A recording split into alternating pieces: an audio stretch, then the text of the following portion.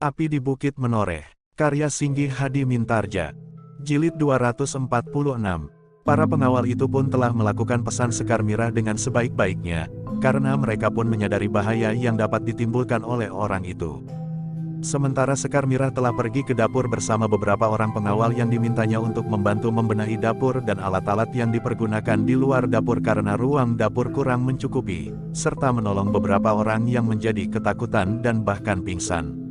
Sedangkan beberapa pengawal yang lain telah merawat kawan-kawan yang telah dilukai oleh Putut Kaskaya yang bagaikan menjadi gila itu. Beberapa perempuan memang tidak dapat melanjutkan kerja mereka, yang bernasib buruk karena mendapat pukulan Putut Kaskaya perlu mendapat perawatan khusus. Sementara ada yang menjadi seperti orang kebingungan karena perasaan takut yang sangat. Namun mereka yang lain masih sempat bekerja lagi bersama dengan Sekar Mirah. "Jangan takut," berkata Sekar Mirah, "aku akan tetap berada di dapur. Para pengawal akan berjaga-jaga di halaman belakang. Kita memang agak lengah sebelumnya, karena kita merasa terlalu aman di sini." Beberapa orang perempuan memang mempunyai keberanian cukup sehingga mereka tidak lagi merasa takut untuk melanjutkan kerja mereka.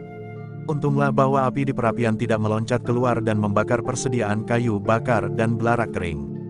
Jika demikian, maka Putut Kaskaya akan mendapat keuntungan dari peristiwa itu. Sementara itu pertempuran di semua medan nampaknya sudah menjadi pasti. Bahkan pertempuran terbesar di sisi selatan pun telah hampir berakhir. Pasukan Tanah Perdikan Menoreh dan pasukan Mataram telah mendesak pasukan lawan semakin jauh. Bahkan hampir dapat dipastikan, bahwa dalam waktu dekat pasukan lawan akan dapat dipecah. Jika mereka tidak menarik diri dari medan karena harga diri atau pertimbangan lain, maka korban akan tidak terhitung lagi. Namun agaknya memang tidak ada pilihan lain dari pasukan Madiun selain melepaskan diri dari medan, selagi mereka masih mampu mundur sambil melindungi diri. Apalagi ketika dari para penghubung pimpinan pasukan Madiun itu mendapat keterangan bahwa di semua medan pasukan Panembahan Cahyawarastra tidak lagi mampu bertahan. Sementara itu, matahari pun menjadi semakin rendah. Meskipun perintah dari Panembahan Cahyawarastra bahwa pasukannya harus bertempur sampai tuntas tanpa menghentikan pertempuran meskipun matahari terbenam, namun perintah itu tidak dapat dilaksanakan. Sebelum matahari terbenam, maka pasukan Madiun yang diperbantukan kepada Panembahan Cahyawarastra itu sudah tidak mampu bertahan lagi. Mereka terdesak semakin jauh. Sebelum mereka terperosok ke dalam rawa-rawa yang ditumbuhi hutan pandan dengan duri-duri tajam, maka senapati prajurit Madiun itu telah mengambil kebijaksanaan yang terbaik yang mungkin dilakukan, untuk menyelamatkan jiwa para prajuritnya. Karena itulah maka senapati tertinggi dari pasukan Madiun itu telah memberikan isyarat kepada pasukannya untuk dengan hati-hati dan utuh menarik diri dari medan. Mereka harus saling melindungi sehingga korban tidak terlalu banyak jatuh. Sejauh dapat mereka lakukan, maka mereka harus membawa kawan-kawan mereka yang terluka. Ternyata pasukan Madiun adalah pasukan yang memang telah mapan. Karena itu, maka mereka telah melakukan tugas itu dengan sangat cermat. Mereka telah membawa kawan-kawan mereka yang terluka, sementara yang lain mencari jalan untuk mengundurkan diri di bawah perlindungan kawan-kawan yang terpilih. Namun demikian, tetap tidak dapat dihindari bahwa di antara mereka ada beberapa orang yang tertinggal karena luka-lukanya yang parah, sementara tidak ada kesempatan lagi dari kawan-kawan untuk menyelamatkannya. Bahkan para prajurit Madiun juga tidak dapat menghindarkan diri bahwa ada di antara mereka yang tertangkap tanpa segores luka sekalipun. Dengan demikian maka pertempuran di sisi selatan itu dapat dikatakan selesai seluruhnya.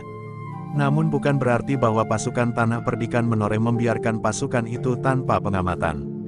Meskipun pada dasarnya senapati dari Mataram memerintahkan untuk tidak mengejar pasukan itu, tetapi beberapa kelompok pasukan pilihan harus mengikuti jejak pasukan yang mundur itu. Mereka harus yakin bahwa pasukan itu keluar dari Tanah Perdikan dan bahkan menyeberangi Kali Praga. Pasukan Mataram memang mendapat perintah untuk mengekang diri. Bagaimanapun juga Mataram dan Madiun belum terlibat ke dalam perang yang sebenarnya. Karena itu, maka pasukan Mataram yang berada di Tanah Perdikan Menoreh tidak boleh menghancurkan pasukan Madiun, kecuali jika Kipati Mandaraka terbunuh. Pasukan Madiun memang tidak segera menyeberang Kali Praga, yang tentu akan sangat berbahaya. Mereka telah mendirikan sebuah perkemahan untuk menghimpun pasukan yang tersisa. Mereka menyempatkan diri mengobati kawan-kawan mereka yang terluka, sehingga mereka akan dapat ikut membantu jika benturan pasukan akan terjadi lagi. Beberapa penghubung telah berusaha mencari hubungan dengan pimpinan tertinggi. Namun mereka mendapat keterangan bahwa Panembahan Cahyawarastra telah terlibat dalam pertempuran melawan Kipatih Mandaraka itu sendiri. Semua pasukan Panembahan Cahyawarastra telah kalah di segala medan, lapor salah seorang penghubung. Sebenarnya lah, tidak ada lagi pasukan Panembahan Cahyawarastra yang masih sempat bertahan. Bahkan pasukan pengawal khusus Panembahan Cahyawarastra pun tidak mampu lagi bertempur mendampingi Panembahan yang kehilangan pengamatan diri. Ternyata Panembahan Cahyawarastra tidak mau mengakui kekalahan itu. Ia masih saja bertempur melawan Kipatih Mandaraka tanpa kawan seorang pun lagi. Bahkan lawan Ki Gede Menore pun telah ditundukkan pula. Beberapa orang pemimpin Tanah Perdikan Menore telah berada di sekitar arena pertempuran antara Panembahan Cahyawarastra dan Kipatih Mandaraka, yang justru telah berubah menjadi perang tanding. Keduanya ternyata telah menyatakan untuk menyelesaikan perang itu sampai tuntas. Sementara itu, sayap-sayap pasukan Panembahan Cahyawarastra yang bertempur di depan gerbang padukuhan induk itu sudah tidak berdaya. Beberapa orang telah tertangkap dan menyerah. Sebagian lagi mencoba melarikan diri, berpencar-pencar tidak beraturan. Dengan demikian maka para pengawal justru memberikan isyarat kepada para pengawal yang ada di padukuhan-padukuhan dengan kentongan, agar mereka bersiap-siap menghadapi segala kemungkinan justru pada garis mundur para pengawal Panembahan Cahyawarastra. Sementara itu para pengawal dari induk padukuhan pun telah mengikuti mereka, untuk mencegah kemungkinan yang buruk yang dapat terjadi pada para penghuni padukuhan-padukuhan yang tidak mengungsi, atau justru padukuhan yang menampung para pengungsi. Sementara itu, pengawal terakhir dari Panembahan Cahyawarastra telah tidak berdaya. 10 orang pengawal khususnya sama sekali tidak bergeser dari tempatnya, meskipun seluruh pasukan telah disapu bersih oleh para pengawal Tanah Perdikan. Apapun yang terjadi, ke-10 orang itu telah bertempur dengan segenap kemampuannya. Namun ternyata bahwa mereka tidak mampu bertahan. Bekas perwira Pajang yang ikut bersama Kipatih Mandaraka telah berusaha memisahkan mereka dari Panembahan Cahyawarastra, dibantu para pengawal. Karena mereka tidak mungkin digeser dari arena, maka satu-satunya jalan adalah melumpuhkan mereka. Sebenarnya mereka memang tidak bergeser sampai dengan kesempatan yang terakhir. Para pengawal itu sama sekali tidak gentar menghadapi batas terakhir dari kemampuan dan kekuatannya. Bahkan hidupnya. Para pengawal Tanah Perdikan memang mendapat perintah untuk sejauh mungkin tidak membunuh terutama orang-orang penting yang akan dapat menjadi sumber keterangan. Tetapi sudah tentu bahwa di medan peperangan tidak mudah untuk melakukan perintah itu sebaik-baiknya. Karena itu, pada saat terakhir, Panembahan Cahyawarastra benar-benar tinggal seorang diri. Namun ternyata bahwa Panembahan Cahyawarastra adalah seorang yang mempunyai harga diri yang sangat tinggi. Dalam keadaan apapun ia tidak bergeser dari garis keyakinannya. Ia memang ingin membunuh Kipatih Mandaraka. Dengan demikian, maka apapun yang terjadi di sekitarnya sama sekali tidak mempengaruhi niatnya. Bahkan sampai semua orangnya telah habis dari arena, terbunuh, tertangkap, menyerah atau melarikan diri. Dalam keadaan yang demikian, maka Kipatih telah menyempatkan diri untuk memberi peringatan kepada Panembahan Cahyawarastra, Panembahan. Apakah Panembahan tidak mempunyai kebijaksanaan lain daripada berperang tanding sekarang ini? Panembahan telah kehilangan semua pengawal serta pasukan dari Madiun. Semua pasukan Panembahan di segala medan telah habis, terdesak keluar Tanah Perdikan atau karena hal yang lain. Kipatih, berkata Panembahan itu, apakah kau takut menghadapi akibat dari perang tanding? Dalam perang tanding kita memang harus percaya kepada diri sendiri. Kita tidak akan tergantung kepada siapapun juga selain kepada diri sendiri pula. Tetapi apakah perang tanding di antara kita akan menyelesaikan persoalan? Bertanya Kipatih. Ya, aku atau kau, jawab Panembahan Cahyawarastra, kecuali jika kau memang merasa tidak dapat menandingi ilmuku, sehingga kau memerlukan 1-2 orang untuk membantumu, atau bahkan seluruh pasukan Tanah Perdikan menoreh. Bukan begitu Panembahan, jawab Kipatih. Aku tidak berkeberatan untuk menyelesaikan perang tanding ini apapun yang akan terjadi. Tetapi aku hanya menawarkan kemungkinan lain. Memang ada 2 kemungkinan, sahut Panembahan Cahyawarastra, kau bunuh diri karena kau tidak berani melihat kenyataan bahwa aku adalah orang yang tidak terkalahkan, atau kau mati sebagai seorang laki-laki dalam perang tanding ini. Kipatih menarik nafas dalam-dalam. Ia sama sekali tidak gentar menghadapi Panembahan itu. Setelah bertempur beberapa saat, serta setelah saling menjajaki, maka Kipatih tidak menganggap ada sesuatu yang perlu dicemaskan pada lawannya. Namun sebaliknya, Panembahan Cahyawarastra itu pun beranggapan demikian pula. Karena itu Panembahan Cahyawarastra menganggap bahwa dirinya akan dapat membunuh Ki Patih Mandaraka. Setelah itu, meskipun seisi tanah perdikan akan bersama-sama melawannya dan mencincangnya sampai lumat, ia sama sekali tidak menghiraukannya. Meskipun di sudut hatinya yang paling dalam, Panembahan itu harus mengakui kegagalannya untuk mencapai satu cita-cita. Namun ia telah berada di garis paling belakang dari kemungkinan yang dapat dilakukannya. Karena itu, maka Ki Patih Mandaraka itu pun kemudian berkata, "Baiklah Panembahan. Jika itu satu-satunya kemungkinan yang harus kita tempuh. Orang-orang yang ada di sekitar arena ini tahu apa artinya perang tanding. Karena itu, jangan takut bahwa ada di antara orang-orang yang berada di sekitar arena ini akan mengganggu." Panembahan Cahyawarastra menggeram. Ia pun telah meloncat menyerang dengan garangnya. Demikianlah, pertempuran antara kedua orang tua yang berilmu tinggi itu berlangsung semakin garang. Keduanya bergerak dengan cepat dan dengan kekuatan yang sulit untuk dinilai oleh para pengawal yang berdiri termangu-mangu. Namun di sekitar arena itu tidak hanya dilingkari oleh para pengawal yang menyaksikan pertempuran itu dengan jantung yang berdebaran. Ternyata para pemimpin dan orang-orang tua dari Tanah Perdikan dan para tamu dari Mataram telah ada di sekitar arena itu pula. Kiai Kringsing dan Ki Waskita menyaksikan pertempuran itu dengan dahi yang berkerut. Sementara itu Agung Sedayu dan Gelagah Putih yang sudah kehilangan lawan-lawan mereka pun telah berada di arena itu pula. Ki Jayaraga dan Ki Gede menjadi tegang di saat-saat yang nampaknya menjadi gawat bagi Ki Patih Mandaraka. Namun setiap kali Ki Mandaraka memang masih mampu mengatasi setiap kesulitan. Demikianlah, maka pertempuran itu semakin lama menjadi semakin meningkat menjadi benturan-benturan ilmu yang tinggi. Ayunan tangan Panembahan Cahyawarastra menjadi semakin cepat, semakin keras dan rasa-rasanya bukan lagi ayunan tangan biasa. Ketika sisi telapak tangan Panembahan Cahyawarastra berayun mengarah ke kening Ki Mandaraka namun tidak mengenai sasarannya karena Ki Mandaraka sempat mengelak, maka sambaran anginnya bagaikan telah mengguncang jantung. Beberapa orang yang berdiri di garis serangan itu terkejut. Sambaran angin itu terasa menamparkan dada mereka sehingga dada mereka menjadi sesak. Dengan demikian, maka para pengawal pun seakan-akan telah menyibak. Tetapi serangan Panembahan Cahyawarastra itu tidak hanya tertuju ke arah yang sama. Di saat ia memburu Ki Mandaraka, maka arah serangannya pun telah berubah. Namun demikian, Panembahan Cahyawarastra itu tidak dengan segera mampu menguasai lawannya. Ki Mandaraka itu dapat berloncatan dengan cepat. Kakinya seakan-akan tidak lagi menyentuh tanah. Kemarahan Panembahan Cahyawarastra yang memuncak telah mendorong tingkat ilmunya semakin tinggi. Ternyata Panembahan Cahyawarastra itu telah mampu memadatkan getaran udara karena sambaran angin dari gerakan tangannya. Demikian mapan ilmunya, maka sambaran angin setiap serangannya bagaikan menjadi kepanjangan tangannya. Getar udara itu mempunyai akibat seperti sentuhan wadaknya. Meskipun jangkauannya tidak lebih dari panjang tangannya sendiri, sehingga dengan demikian maka panjang tangan Panembahan Cahyawarastra itu bagaikan telah berlipat. Ki Mandaraka memang terkejut. Ia baru kemudian menyadari ketika serangan lawannya itu telah menggetarkan pertahanannya. Ki Mandaraka yang tidak menyadari serangan itu terdorong beberapa langkah surut. Sambil berdesis menahan sakit Ki Mandaraka berkata, "Luar biasa. Jangan merajuk," geram Panembahan Cahyawarastra. Namun dalam pada itu Ki Mandaraka telah meningkatkan daya tahan tubuhnya.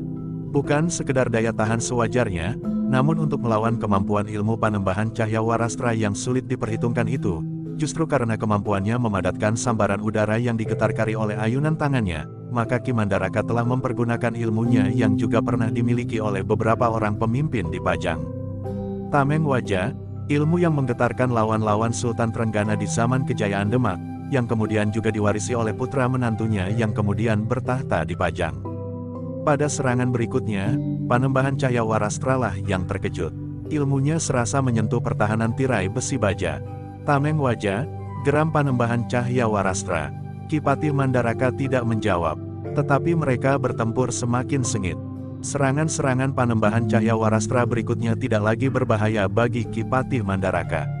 Meskipun Panembahan Cahyawarastra menjadi semakin sering mengenainya dengan kemampuan ilmunya yang seakan-akan menjadi kepanjangan tangannya namun tidak kasat mata, tetapi Ki Patih Mandaraka sama sekali tidak terguncang karenanya. Bahkan dengan dilindungi oleh Aji Tameng Waja, Ki Patih Mandaraka menyerang semakin keras, sehingga beberapa kali Panembahan Cahyawarastra terdesak. Tetapi sudah tentu Panembahan Cahyawarastra tidak membiarkan dirinya sekedar menjadi sasaran. Setelah ia yakin tidak mampu menembus perisai ilmu Kipati Mandaraka itu, maka Panembahan Cahyawarastra telah mempergunakan ilmunya yang diperhitungkan akan berarti untuk mengatasi ilmu Tameng Waja. Demikianlah, maka ketika pertempuran kemudian berlangsung semakin sengit, maka Panembahan Cahyawarastra telah meloncat mengambil jarak. Ketika Ki Mandaraka memburunya dengan memperhitungkan kemungkinan yang lebih berat dari ilmu yang pernah dilontarkannya menilik sikapnya, sehingga Kipati itu telah meningkatkan kemampuan perisai ilmunya, maka Panembahan Cahyawarastra telah melepaskan ilmunya yang menggetarkan jantung. Dengan menghentakkan kedua tangannya, dilontarkan oleh loncatan panjang, maka Panembahan Cahyawarastra telah menghantam lawannya, meskipun disadarinya akan membentur perisai ilmu Tameng Waja. Ternyata memang telah terjadi benturan yang dahsyat, dibarengi teriakan Panembahan Cahyawarastra. Perisai ilmumu tidak akan mampu bertahan atas ilmuku Gundala Geni. Dalam benturan itu, Kipati Mandaraka memang terguncang. Bahkan Ki Mandaraka tidak mampu bertahan di tempatnya. Ia telah terdorong beberapa langkah surut. Ilmu Panembahan Cahyawarastra itu memang dapat menggetarkan perisai ilmu Ki Mandaraka. Dada Ki Mandaraka memang merasa sesak bagaikan tertindih batu padas. Namun Kipati Mandaraka tetap mampu mempertahankan keseimbangannya. Ia tetap berdiri tegak dan bersiap menghadapi segala kemungkinan. Dalam pada itu, Panembahan Cahyawarastra yang menyerang dengan ilmunya yang dinamakannya sendiri Gundala Geni itu, ternyata telah terpental beberapa langkah surut. Ilmunya seakan-akan telah membentur selapis baja yang tebal. Meskipun sasaran itu juga tergetar surut, tetapi Panembahan Cahyawarastra sendiri telah terpental pula. Bahkan sebagian kekuatannya seakan-akan telah berbalik memukul isi dadanya sendiri, sehingga ternyata seperti sasarannya, dada Panembahan Cahyawarastra pun telah menjadi sesak. Untuk sesaat kedua orang tua itu berdiri tegak berjarak beberapa langkah. Namun keduanya telah bersiap dan menghadapi segala kemungkinan. Kau memang luar biasa Kipati, berkata Panembahan Cahyawarastra, ternyata kau mampu bertahan atas ilmuku Gundala Geni, dengan ilmu Tameng Wajamu yang hampir sempurna itu. Apakah kau pikir perang tanding di antara kita akan segera selesai? Bertanya Ki Mandaraka. Aku akui bahwa ilmumu sangat tinggi sehingga ilmuku telah tergetar karenanya. Namun jika kita bertempur terus, maka nampaknya tidak akan berkesudahan. Aku sudah bertekad membunuhmu, berkata Panembahan Cahyawarastra. Hanya membunuhku saja, tanpa akibat yang lain, bertanya Kipati Mandaraka. Aku tidak tahu maksudmu, sahut Panembahan Cahyawarastra. Jika kau datang dengan pasukan segelar sepapan dengan tergesa-gesa, karena kau mendapat laporan dari petugas sandimu bahwa aku berada di tanah perdikan Menoreh, tentu bukan sekedar ingin membunuhku. Justru membunuh aku itu bukan tujuan utama bagimu. Sekedar satu cara bagimu untuk memperoleh kedudukan yang lebih mapan lagi. Mungkin sekarang kau sudah selalu berada di dekat Panembahan Mas di Madiun serta berhasil membujuknya untuk melakukan langkah-langkah yang sebenarnya kurang menguntungkan bagi Madiun sendiri. Tetapi itu belum cukup. Kau ingin dianggap orang yang dapat menyelesaikan segala persoalan dengan mantap. Kau ingin menggeser kedudukan para adipati yang selama ini berada di sekitar Panembahan Madiun itu. Bahkan pada suatu saat kau ingin menggeser Panembahan Madiun itu sendiri. Cukup, Panembahan Cahyawarastra hampir berteriak. Sekarang terbukti apa yang dikatakan orang tentang ilmu Kipati Mandaraka. Yang paling berbahaya padamu adalah bibirmu. Bukan ilmu Tameng Waja atau ilmumu yang lain. Kipati Mandaraka tertawa, katanya, jadi apa yang kau cari sebenarnya di tanah perdikan ini dengan memburuku? Sekedar satu pengabdian kepada Madiun. Hei, apakah kau dilahirkan dan dibesarkan di Madiun sehingga kau merasa wajib untuk mengabdi bagi kampung halamanmu? Apa kau pernah mendapat anugerah yang berlimpah dari Panembahan Mas, sehingga dengan demikian maka kau merasa berhutang budi? Atau apa, kau datang dengan mempertaruhkan sesuatu yang paling berharga dari dirimu tentu karena yang kau inginkan juga bernilai seharga nyawamu? Tutup mulutmu, bentak Panembahan Cahyawarastra, kau memang pandai memutar balikkan keadaan. Kata-katamu memberikan kesan yang seakan-akan meyakinkan. Tetapi kali ini adalah kali terakhir. Kau tidak akan dapat lagi meracuni orang lain dengan bibirmu yang tajam itu. Kipati Mandaraka tertawa, katanya, kau memang orang aneh.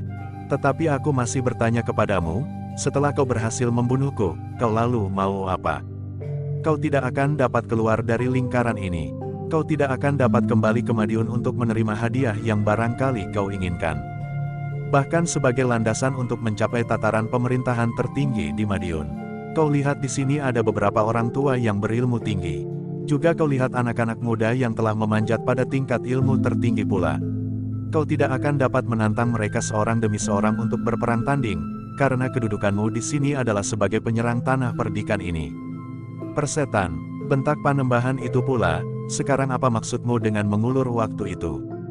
Aku sama sekali tidak mengulur waktu, jawab Ki Mandaraka, tetapi aku memberi kesempatan kepadamu untuk merenungi dirimu sendiri.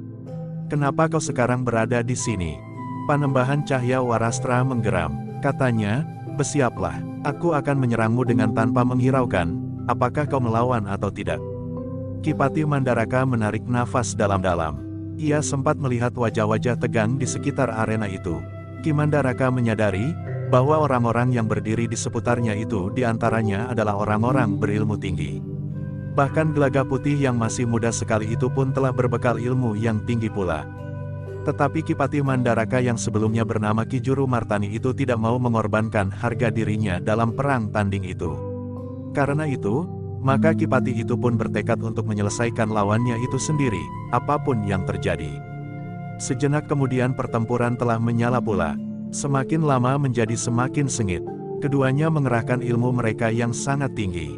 Ketika pukulan Gundala Geni tidak berhasil menyelesaikan pertempuran itu, maka Panembahan Cahya Warastra telah mempergunakan ilmunya yang lain. Serangannya datang dari jarak beberapa langkah tanpa mendekati lawannya, dengan menghentakkan tangannya dengan telapak tangan terbuka mengarah kepada lawannya. Namun Ki Pati Mandaraka tidak menunggu dengan ilmu tameng wajahnya, Lapun telah menyerang dengan cara yang hampir sama. Serangan mereka memang tidak dapat ditangkap jelas dengan tatapan mata wadak. Namun bagi mereka yang berilmu tinggi, dapat melihat getaran ilmu yang terlontar itu sebagai asap yang sangat tipis. Ternyata benturan yang dahsyat telah terjadi ketika kedua jenis ilmu yang mirip beradu di udara. Getarannya begitu kerasnya, sehingga beberapa orang pengawal yang mengelilingi arena itu bagaikan terdorong mundur. Bahkan satu dua orang yang sama sekali tidak mengira akan terjadi getaran yang demikian kerasnya, sehingga mereka terhuyung-huyung kehilangan keseimbangannya. Baru kemudian dengan tergesa-gesa mereka melenting berdiri. Namun orang-orang yang berilmu tinggi memang tidak bergeser dari tempatnya, meskipun mereka merasakan hentakan pada dadanya. Tetapi daya tahan mereka cukup kuat untuk dengan serta-merta mengatasinya. Tetapi dengan demikian maka mereka menyadari betapa tinggi ilmu kedua orang itu. Kiai Gringsing dan Ki Waskita saling berpandangan sejenak. Mereka memang tidak dapat menduga kapan pertempuran dengan cara itu akan selesai. Sementara itu, langit telah menjadi buram sehingga senja menjadi semakin gelap. Sudah waktunya berhenti, berkata Ki Waskita. Bagi pertempuran waktunya memang sudah lewat.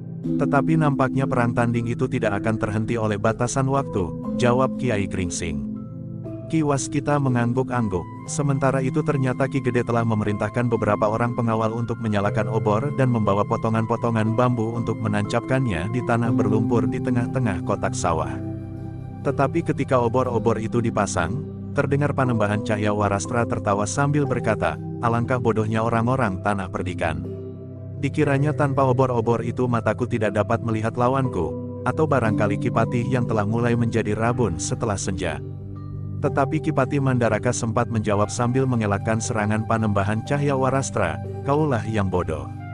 Obor itu sama sekali bukan untuk kepentingan kita. Tetapi para pengawal ingin menjadi saksi di saat kau jatuh terbaring di tanah persawahan mereka. Setan kau, geram Panembahan Cahya Warastra. Tiba-tiba saja ia meloncat surut. Dengan satu hentakan, maka Panembahan Cahya Warastra itu sudah melepaskan ilmunya yang gegirisi. Ilmu yang mengejutkan semua orang yang menyaksikannya. Dari kedua telapak tangan Panembahan itu yang terbuka merapat, seakan-akan telah keluar asap yang semakin lama semakin tebal. Demikian cepatnya, sehingga asap itu kemudian telah berputar bagaikan angin pusaran. Tetapi waktu yang diperlukan itu, tidak lebih cepat dari waktu yang diperlukan oleh Ki Pati Mandaraka untuk mempersiapkan ilmunya pula. Tetapi Ki Pati Mandaraka mempunyai cara tersendiri untuk melawan Panembahan itu. Ketika angin pusaran itu datang melandanya, maka Ki Pati tidak membenturnya dengan ilmunya. Namun tubuhnya menjadi seringan kapas. Karena itu, maka demikian angin pusaran itu hampir menggapainya, justru tubuh Ki Pati seakan-akan telah terhembus menjauh. Agung Sedayu mengerutkan keningnya melihat ilmu itu. Hampir di luar sadarnya ia berpaling ke arah Gelagah Putih. Meskipun tidak sedahsyat ilmu yang dilontarkan oleh Panembahan itu, tetapi ilmu sejenis itu telah dilihat oleh Gelagah Putih di halaman rumah Agung Sedayu sehingga beberapa cabang dan ranting pepohonan berpatahan, di saat beberapa orang datang dan berniat untuk mengambil sekar mirah sebagai taruhan. Tetapi dalam pada itu, angin pusaran itu rasa-rasanya semakin lama menjadi semakin dahsyat. Bahkan dapat dikendalikan, sehingga kemana Ki Patih Mandaraka bergeser, angin pusaran itu selalu memburunya. Beberapa orang benar-benar menjadi berdebar-debar. Mereka telah mundur semakin jauh. Bahkan orang-orang berilmu tinggi pun telah bergeser pula, justru karena mereka tidak ingin terlibat. Jika mereka membiarkan serangan yang dahsyat itu mendekati mereka, maka mereka terpaksa harus melawannya, sehingga sadar atau tidak sadar, mereka telah melibatkan diri, yang barangkali justru akan membuat Ki Patih Mandaraka kecewa. Namun demikian, setiap orang telah mempersiapkan diri untuk menghadapi segala kemungkinan. Dalam pada itu, Ki Patih Mandaraka sendiri bagaikan berterbangan di arena yang menjadi semakin luas itu. Tetapi pusaran angin itu selalu memburunya kemana Ki Patih itu pergi. Beberapa orang berilmu tinggi yang ada di sekitar arena itu mengira bahwa pada suatu saat Ki Patih akan menghentikan pusaran angin itu dengan ilmunya pula. Jika ia menghantam pusaran angin itu, maka pusaran angin itu akan pecah bertebaran, sehingga tidak akan mampu lagi memburunya. Panembahan Cahya Warastra sendiri juga memperhitungkan demikian. Karena itu, maka sambil mengendalikan arah angin pusaran itu, ia menunggu. Sebenarnya Ki Patih Mandaraka telah mempersiapkan dirinya. Dengan satu hentakan, maka Ki Patih telah meloncat mengambil jarak. Karena tubuhnya bagaikan seringan kapas, maka Ki Patih dapat meluncur ke tempat yang tidak terduga. Sementara Panembahan Cahya Warastra memusatkan nalar budinya mengarahkan ilmunya memburu Ki Patih, maka Ki Patih telah mempersiapkan dirinya. Dengan satu hentakan, maka Ki Patih telah melontarkan kekuatan ilmunya menghantam angin pusaran yang tengah mendekatinya. Akibatnya memang dahsyat sekali. Angin pusaran itu memang pecah sebagaimana diperhitungkannya. Getarannya telah menebar ke seluruh arena, sehingga orang-orang berilmu tinggi pun harus bergeser surut. Bukan saja angin yang menggetarkan udara, tetapi rasa-rasanya debu pun berhamburan di seluruh medan. Orang-orang yang ada di sekitar arena yang menjadi luas itu telah menutup wajah mereka dengan telapak tangan. Namun pada saat yang demikian, semua obor pun telah menjadi padam, sehingga arena itu menjadi gelap.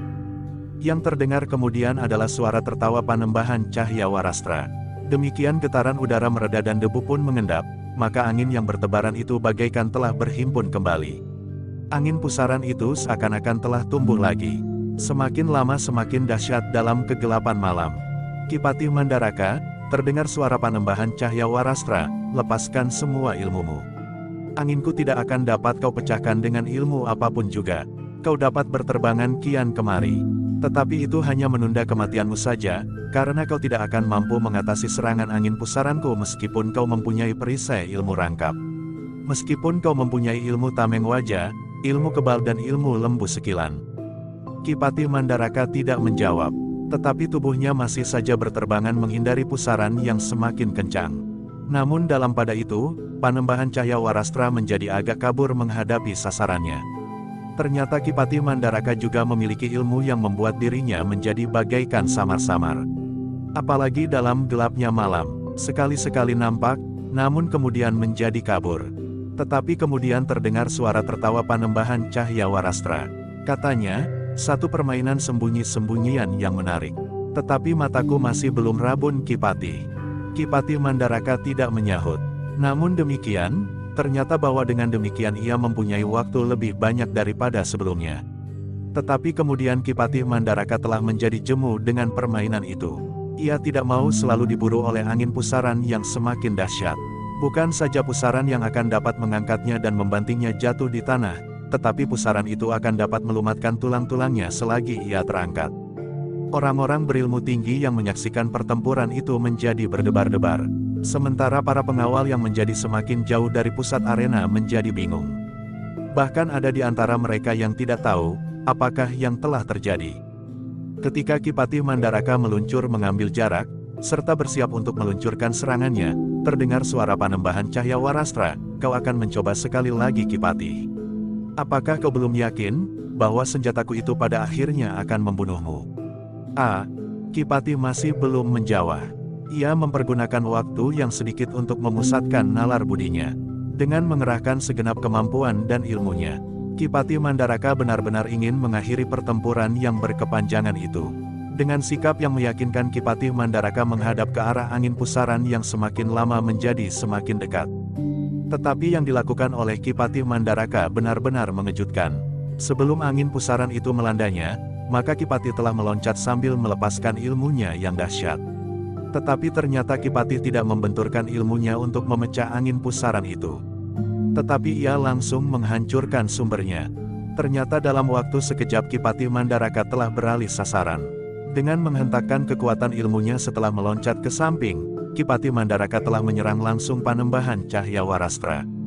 Dengan memadamkan sumbernya, maka Kipati memastikan bahwa pusaran itu akan lenyap dengan sendirinya. Panembahan Cahya Warastra terkejut, tetapi terlambat baginya untuk berbuat sesuatu. Meskipun pada saat terakhir ia sadar bahwa serangan Kipati Mandaraka ditujukan langsung kepadanya. Satu hentakan ilmu yang dahsyat telah menghantam Panembahan Cahya Warastra yang sedang menikmati kemenangan kecilnya. Karena itu maka Panembahan Cahya Warastra itu telah terlempar beberapa langkah surut dan terbanting jatuh berguling-guling di tanah. Namun sementara itu, di saat Kipati Mandaraka menyerang Panembahan Cahya Warastra, angin pusaran itu telah menyentuhnya pula, sehingga Kipati telah terputar beberapa kali, meskipun ia telah meloncat. Namun ternyata daya tahan Kipati Mandaraka sangat tinggi, sehingga sejenak kemudian Kipati itu mampu menguasai dirinya sepenuhnya. Berdiri tegak dengan dada tengadah. Suasana menjadi tegang. Malam yang menyelubungi tanah perdikan itu pun menjadi semakin gelap pula. Beberapa orang pengawal yang mengelilingi arena itu sebagian tidak melihat apa yang telah terjadi. Tetapi beberapa orang berilmu tinggi menyaksikan bagaimana Kipati Mandaraka menyelesaikan pertempuran itu. Beberapa belas langkah di hadapannya terbaring tubuh Panembahan Cahya Warastra. Seperti diperhitungkan oleh Kipati Mandaraka, maka demikian Panembahan itu kehilangan kekuatannya karena serangannya, maka angin pusaran itu pun telah pecah dan lenyap dalam gelapnya malam. Kiai Gringsing menarik nafas dalam-dalam. Ternyata bahwa Kecuruk Putih memang telah mencapai satu tataran yang tinggi, meskipun agaknya orang itu salah hitung. Kecuruk Putih yang mabuk akan keberhasilannya membujuk Panembahan Mas di Madiun untuk melakukan langkah-langkah yang berbahaya itu tidak melihat bahwa ilmunya masih jauh dari sempurna. Sebagaimana Kipati Mandaraka yakin bahwa ia akan dapat mengalahkan orang itu, maka sebenarnya lah hal itu telah terjadi. Kecuruk Putih yang menyebut dirinya Panembahan Cahya Warastra itu tidak berdaya melawan Kipati Mandaraka. Untuk beberapa saat orang-orang berilmu tinggi itu memang menunggu. Baru kemudian Kiai Gringsing, Ki Waskita, Ki Jayaraga dan Ki Gede Menore melangkah mendekati. Ternyata Kipati telah menyelesaikannya, desis Kiai Gringsing. Doa restu kalian, Yang Maha Agung masih melindungi aku, jawab Kipati Mandaraka. Namun sudah barang tentu orang itu tidak berarti apa-apa bagi Kiai Gringsing. Kiai Gringsing berdesah, aku sudah terlalu tua untuk dapat berbuat sesuatu. Tetapi ilmu yang tersimpan di dalam diri Kiai ternyata belum ada yang menyamainya. Bahkan Kiai masih juga menyimpan beberapa jenis kemampuan Kiai, sehingga sampai saat ini belum pernah Kiai pergunakan, berkata Kipati Mandaraka. Sekedar cerita untuk menidurkan anak-anak, jawab Kiai Gringsing. Namun bagaimanapun juga, Kecuruk Putih telah kehilangan kesempatan untuk melangkah lebih jauh. Kipati Mandaraka menarik nafas dalam-dalam. Sejenak kemudian ia pun melangkah mendekati tubuh Kecuruk Putih itu. Ternyata tubuh itu telah diam membeku. Kipati Mandaraka itu berdiri termangu-mangu. Ia lebih banyak merenungi dirinya sendiri daripada orang yang terbaring diam itu. Sebenarnya bahwa Kipati Mandaraka itu jarang sekali langsung turun ke arena. Ia lebih banyak berada di belakang layar dari peristiwa-peristiwa yang terjadi. Ia lebih banyak bertindak sebagai pemikir daripada seorang prajurit. Karena itu maka baik buruk langkah Panembahan Senapati, banyak orang yang melemparkan tanggung jawab kepadanya. Untunglah bahwa ilmunya belum mencapai tataran tertinggi, berkata Kipati Mandaraka itu di dalam hatinya. Di saat Pajang bergejolak melawan Jipang, maka Kipati Mandaraka yang masih bernama Ki Juru Martani itu pun tidak langsung turun ke arena di tepian Bengawan Sore. Tetapi ia adalah orang yang merencanakan semuanya. Bukan saja peristiwa di tepian itu, tetapi sejak di Paseban, ketika Sutawijaya yang kemudian bergelar Panembahan Senapati itu merengek untuk ikut turun ke medan. Karena dengan demikian, maka ayahanda angkatnya yang sangat mengasihinya tentu tidak akan sampai hati melepaskannya pergi tanpa sifat kandel, sehingga akhirnya Kiai Pleret harus dikeluarkan dari perbendaharaan pusaka untuk dibawa Sutawijaya sebagai pelindungnya. Ternyata bahwa tombak itu pula lah yang telah melumpuhkan Arya Penangsang di medan perang. Tetapi justru di tanah perdikan Menoreh, ia harus langsung berada di medan pertempuran melawan Panembahan Cahyawarastra yang semula bernama Kecuruk Putih itu. Namun ternyata Kecuruk Putih memang bukan seorang yang mampu mengakhiri hidup Ki Patih Mandaraka, bahkan sebaliknya. Sementara itu, Ki Gede pun telah menerima laporan dari segala medan, bahwa pertempuran memang telah selesai. Orang-orang yang melarikan diri telah didesak untuk keluar dari tanah perdikan Menoreh. Bahkan 2 orang petugas sandi telah menyaksikan sendiri para prajurit Madiun menyeberangi Kali Praga dengan beberapa buah rakit yang dikumpulkannya di tepian seberang menyeberang. Tetapi Ki Gede pun telah menerima laporan pula tentang seorang yang telah mengamuk di rumah Ki Gede, namun yang telah dapat dikuasai oleh Sekar Mirah dan para pengawal, meskipun ada beberapa orang pengawal yang ternyata telah terluka. Kita mengucap syukur bahwa semuanya telah dapat dilampaui. Meskipun ada juga korban yang jatuh, namun dalam keseluruhan, kita dapat mengatasi kesulitan yang datang melanda tanah perdikan ini, desis Ki Gede lebih ditujukan kepada diri sendiri.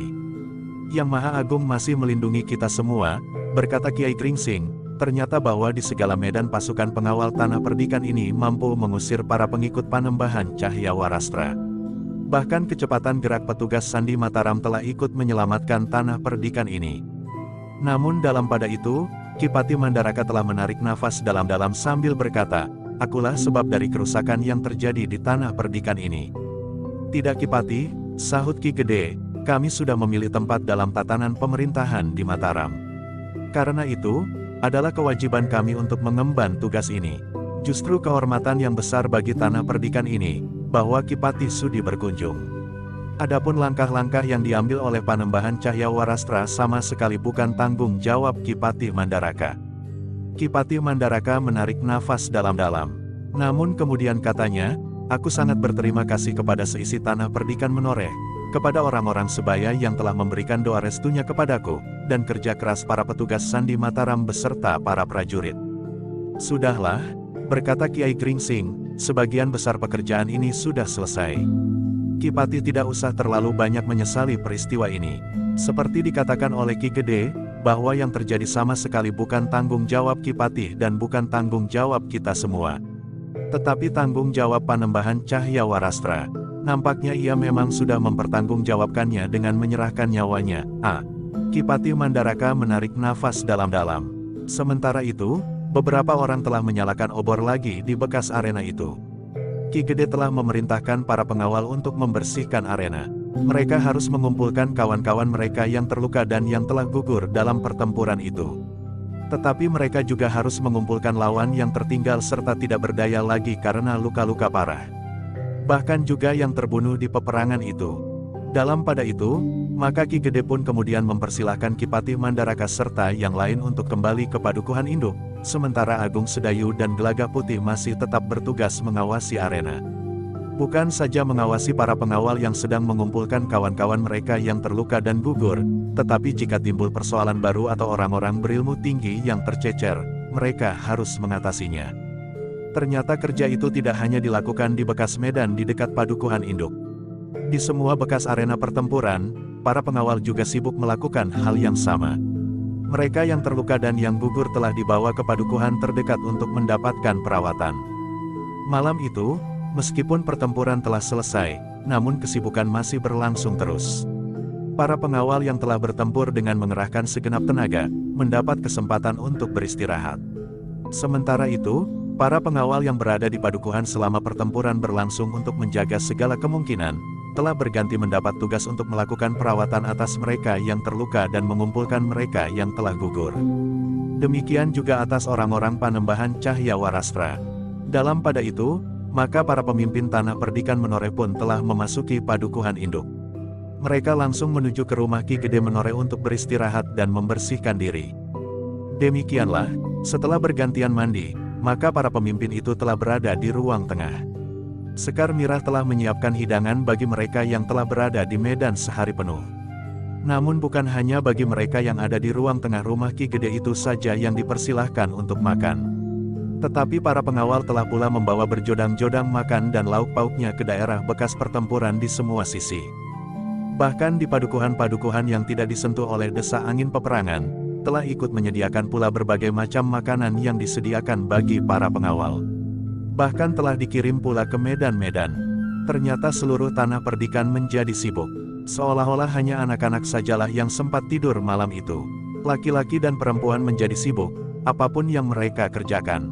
Namun lewat tengah malam, 2 orang petugas sandi dari Mataram bersama 2 orang pengawal telah menghadap para pemimpin di rumah Ki Gede, terutama Ki Patih Mandaraka.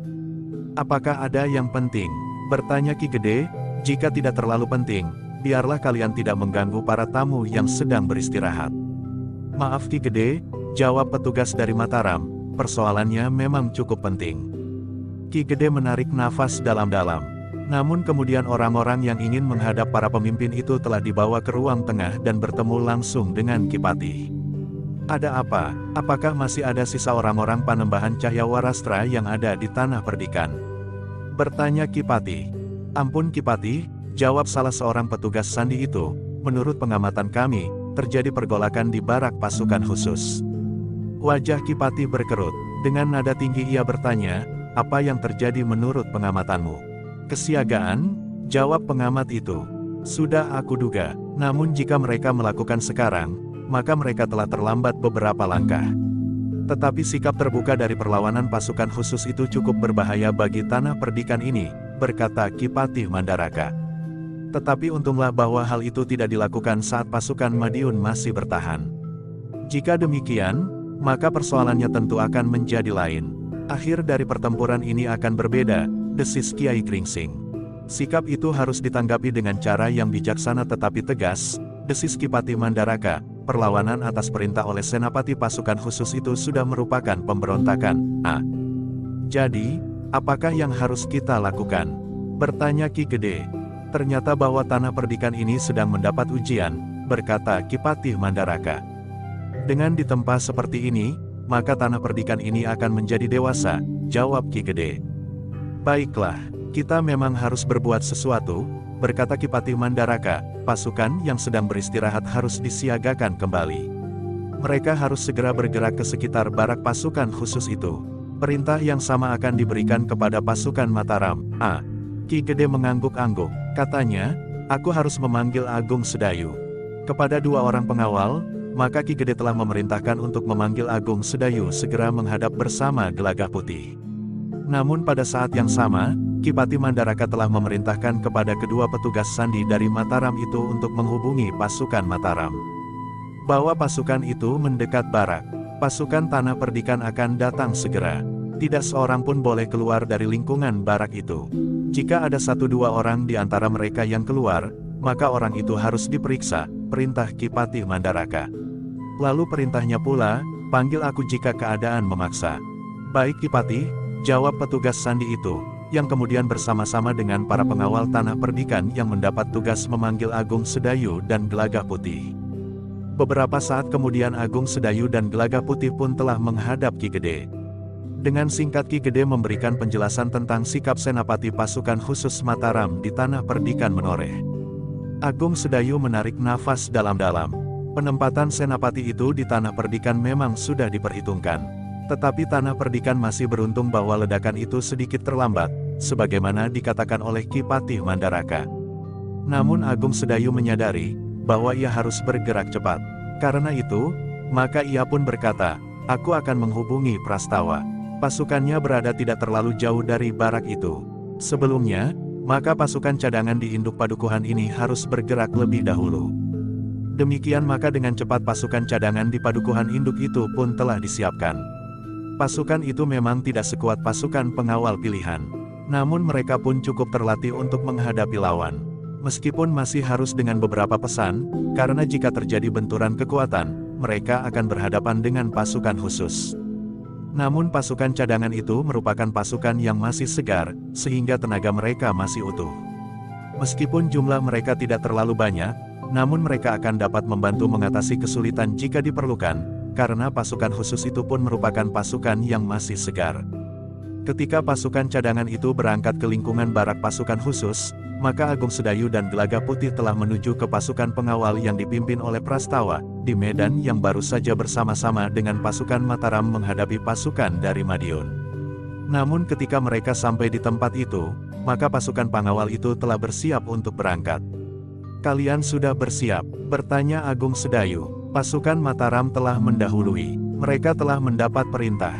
Karena itu, kami pun telah bersiap apabila perintah seperti itu datang juga bagi kami, jawab Prastawa. "Baiklah," berkata Agung Sedayu kemudian, "kita akan segera berangkat. Tetapi tugas di sini harus berjalan terus." Para pengawal dari padukuhan terdekat telah mengambil alih tugas di sini. Bahkan hampir semua laki-laki yang masih mampu, telah turun membantu merawat mereka yang terluka, jawab Prastawa. Agung Sedayu mengangguk-angguk. Ia memang melihat di bawah cahaya obor, hilir mudik orang-orang yang mengumpulkan mereka yang terluka dan yang telah gugur di medan. Namun ia masih sempat bertanya, apakah pasukanmu sempat beristirahat dan makan? Mungkin kerja berat masih menunggu. Sudah, jawab Prastawa, beberapa jodang telah dikirim kemari bagi kami di sini dan bagi pasukan Mataram. Baiklah, berkata Agung Sedayu, jika demikian kita berangkat sekarang. Demikianlah. Maka pasukan yang baru beristirahat beberapa saat itu harus berangkat lagi menuju ke barak pasukan khusus Mataram di Tanah Perdikan. Setiap orang mengetahui bahwa pasukan khusus itu memiliki kemampuan yang tinggi. Mereka mendapat latihan-latihan khusus melampaui latihan-latihan bagi para prajurit yang lain. Pasukan khusus itu telah dilatih untuk menghadapi segala macam kesulitan yang mungkin terjadi. Namun dengan kepercayaan diri yang tinggi, pasukan pengawal itu telah berangkat dengan dada tengadah. Setiap orang di Tanah Perdikan mengetahui bahwa salah seorang yang pernah menjadi pelatih di pasukan khusus itu adalah Agung Sedayu dan dibantu oleh Sekar Mirah. Mereka pula lah yang telah menempa pasukan pengawal Tanah Perdikan, sehingga para pengawal itu tidak perlu merasa berkecil hati untuk menghadapi pasukan khusus, yang pada saat-saat terakhir tidak terlalu banyak melakukan kegiatan. Ketika senapati yang baru itu mulai memimpin pasukan khusus itu, maka kegiatan barak itu memang meningkat. Namun semakin lama menjadi semakin susut, bahkan kadang-kadang terjadi sesuatu yang sulit dimengerti oleh orang-orang di luar barak, sehingga akhirnya barak itu bagaikan menjadi daerah tertutup. Para prajurit menjadi terasa asing dan sulit untuk ditemui, meskipun mereka yang berasal dari Tanah Perdikan itu sendiri. Namun pasukan itu memang sudah selalu mendapat sorotan khusus dari para perwira di Mataram. Tetapi mereka tidak mengira bahwa senapati itu akan melakukan perlawanan terbuka sebagaimana yang terjadi begitu cepatnya. Tetapi Mataram tidak terdiri dari orang-orang yang tidak mempedulikan pertumbukan keadaan. Mereka tidak meletakkan senapati itu tanpa pengawasan di pasukan khusus itu. Itulah sebabnya, maka Mataram telah menyusun rencana untuk menyusun kesatuan pimpinan di lingkungan Tanah Perdikan Menoreh, namun yang masih belum terwujud. Sementara itu, senapati pasukan khusus itu tidak menunggu sampai pecah perang yang sebenarnya antara Mataram dan Madiun.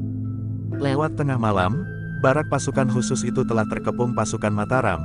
Pasukan pengawal Tanah Perdikan yang bersama-sama dengan pasukan Mataram telah bertempur melawan pasukan Panembahan Cahya Warastra, bersama pasukan cadangan yang masih segar. Sambil menunggu perkembangan keadaan, maka pasukan yang mengepung barak itu sempat beristirahat, meskipun mereka sama sekali tidak meninggalkan kewaspadaan. Namun karena kelelahan, ada juga di antara mereka yang di luar sadarnya telah tertidur bersandar sebatang pohon. Tetapi setelah beberapa lama menunggu, ternyata masih belum ada tanda-tanda sesuatu. Tidak ada lagi gejolak sebagaimana disaksikan oleh para petugas sandi, ketika terdengar suara sangkakala, teriakan aba-aba dan beberapa kesibukan lain. Karena itu, maka para prajurit dan para pengawal memilih untuk menunggu daripada menyergap memasuki barak. Jika saat matahari terbit tidak ada perkembangan, maka beberapa orang perwira akan dikirim untuk memasuki barak itu, berbicara dengan senapati yang memimpin pasukan khusus itu.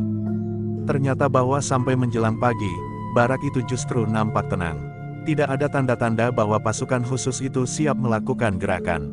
Ketika fajar kemudian menyingsing, maka para pemimpin prajurit Mataram telah berkumpul dan berbicara dengan Agung Sedayu, apa yang sebaiknya mereka lakukan.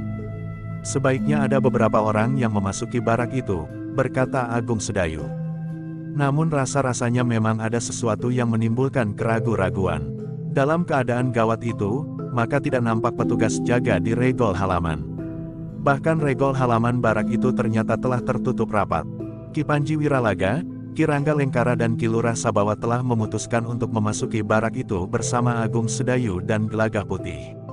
Beberapa orang pengawal terpilih dari antara prajurit Mataram dan pengawal Tanah Perdikan Menoreh akan mengawal mereka, sementara itu Prastawa dan para pemimpin kelompok prajurit Mataram siap menerima perintah untuk memasuki barak jika diperlukan. Namun dalam pada itu, ketika para pemimpin prajurit Mataram dan Tanah Perdikan siap memasuki barak, maka justru dari dalam barak telah keluar beberapa orang perwira pasukan khusus. Mereka sejenak berdiri di depan regol sambil mengawasi keadaan. Kemudian memberikan isyarat untuk mendekati pimpinan pasukan yang mengepung barak mereka. Ki Panji Wiralaga yang kemudian maju beberapa puluh langkah di hadapan regol barak, diikuti oleh para pemimpin prajurit Mataram dan Tanah Perdikan Menoreh. Karena para perwira dari barak pasukan khusus itu tidak membawa pengawal, maka para pemimpin pasukan Mataram itu pun tidak membawa pengawal pula. Ketika salah seorang pemimpin pasukan khusus itu mendekat, maka Ki Panji Wiralaga itu berdesis, "Kau Kalurah?" Yang dipanggil Ki Lurah itu mengangguk hormat sambil menjawab, "Ya Ki Panji. Kami ingin berbicara dengan Senapati Prajurit Mataram." "Akulah yang memimpin pasukan Mataram yang ada di sini sekarang," jawab Ki Panji. "Ki Panji Wiralaga sendiri?" bertanya Ki Lurah. "Ya, aku sendiri," jawab Ki Panji tegas. Lalu ia pun bertanya, "Dan sekarang, apakah Ki Lurah Kertayuda datang atas nama Senapati pasukan khusus di Tanah Perdikan?" "Aku datang untuk memberikan laporan perkembangan terakhir dari pasukan khusus ini. Apakah pasukan khusus di Tanah Perdikan akan melakukan perlawanan terbuka atas Mataram? Jika Ki Lurah Kertayuda datang untuk menyampaikan tantangan itu, maka aku, Panji Wiralaga yang memegang pimpinan atas pasukan Mataram, serta Agung Sedayu yang memimpin pasukan pengawal Tanah Perdikan Menoreh, telah siap melaksanakan perintah Ki Patih Mandaraka." Ki Lurah Kertayuda itu menarik nafas dalam-dalam. Katanya, "Kami ingin menyerahkan diri. Kami telah melakukan pelanggaran terhadap pageran seorang prajurit, karena kami telah melawan pimpinan kami." "Apa yang kau maksud?" bertanya Ki Panji Wiralaga. "Kami telah melakukan pemberontakan di dalam barak untuk melawan kebijaksanaan Senapati," jawab Ki Lurah Kertayuda. Ki Panji Wiralaga termangu sejenak. Namun kemudian katanya, "Berikan laporan lengkap sekarang juga." Ki Lurah Kertayuda itu pun kemudian melaporkan apa yang telah terjadi di barak pasukan khusus itu. Ki Panji Wiralaga serta para perwira pasukan Mataram itu telah mendengarkan laporan Ki Lurah Kertayuda dengan seksama. "Kami telah menerima perintah untuk bergerak sejak pertempuran antara pasukan Mataram dan Madiun belum selesai. Kami mendapat perintah untuk menguasai pasukan pengawal Tanah Perdikan Menoreh, tanpa alasan yang dapat diterima akal," berkata Ki Lurah Kertayuda. "Bagaimana bunyi perintah itu?" bertanya Ki Panji Wiralaga. "Mengabaikan pasukan pengawal Tanah Perdikan Menoreh, untuk kemudian menguasai Ki Patih Mandaraka untuk diselamatkan ke dalam barak ini," berkata Ki Lurah Kertayuda. Lalu katanya pula, ternyata sebagian perwira dari pasukan khusus telah berhasil dipengaruhi oleh Senapati. Mengingat Senapati menolak perintah Ki Patih Mandaraka sebelum perang mulai, maka kami menjadi curiga. Beberapa orang pemimpin kelompok telah sepakat untuk melakukan pelanggaran atas pageran prajurit Mataram yang harus tunduk kepada atasannya. Karena itu, maka di luar dugaan mereka, kami telah bergerak menguasai barak ini dan menawan para perwira yang telah dipengaruhi oleh Senapati itu. "Kalian mampu mengalahkan mereka?" bertanya Ki Panji Wiralaga. "Ternyata kekuatan kami tidak akan dapat mereka atasi. Jumlah kami jauh lebih banyak dari jumlah para prajurit yang tunduk pada perintah Senapati, yang menurut pendapat kami bertentangan dengan tegaknya kepemimpinan Mataram, serta bahkan pernah menolak perintah Ki Patih Mandaraka. Kami tidak ingin terlibat dosa-dosa mereka, sehingga karena itu kami telah menentukan sikap. Kami menyadari bahwa kami telah melakukan pelanggaran. Tetapi pelanggaran ini tentu tidak sebesar pelanggaran dengan menentang perintah Ki Patih Mandaraka." Ki Panji Wiralaga termangu-mangu sejenak. Dipandanginya beberapa orang perwira yang bersamanya. Demikian pula ia seakan-akan ingin mendengar pendapat Agung Sedayu. Namun ternyata Agung Sedayu tidak berniat mencampuri persoalan para prajurit Mataram. Apalagi ia sudah tidak lagi menjadi pelatih yang tetap di barak itu. Namun dalam pada itu, Ki Panji Wiralaga berkata, "Ki Lurah, Bukankah senapati pasukan khusus itu dikenal sebagai seorang yang berilmu sangat tinggi? Ya, jawab Ki Lurah Kertayuda, kami sudah memperhitungkannya. Kami, 4 orang, telah bersepakat untuk melawannya jika senapati tidak dapat kami tundukkan dengan tanpa kekerasan. Begitu mudahnya kalian menundukkannya, bertanya Ki Panji Wiralaga. Setelah kami mendengar laporan dari berbagai medan, bahwa pasukan Panembahan Cahya Warastra dari Madiun terdesak, maka kami pun telah menentukan sikap. Ternyata sikap senapati juga terpengaruh oleh laporan-laporan itu, sehingga langkah yang akan diambil oleh senapati itu gagal. Sebenarnya rencana gerakan pasukan khusus tidak terlalu terlambat, karena semuanya sudah dipersiapkan sebelum pasukan Madiun mengundurkan diri. Namun sikap kami, beberapa orang pemimpin di antara para pemimpin pasukan khusus, telah menunda-nunda gerakan itu sehingga akhirnya terlambat dan batal sama sekali, jawab Ki Lurah.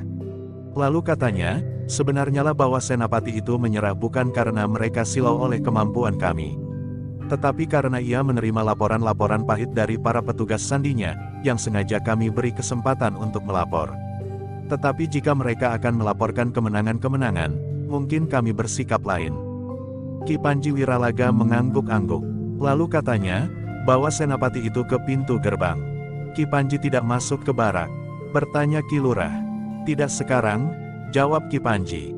Ki Lurah menyadari, bahwa Ki Panji Wiralaga tentu tidak akan dengan mudah mempercayainya. Namun ia berkata juga, baiklah Ki Panji. Tetapi sudah tentu bahwa kami tidak akan melakukan sesuatu di luar akal yang waras.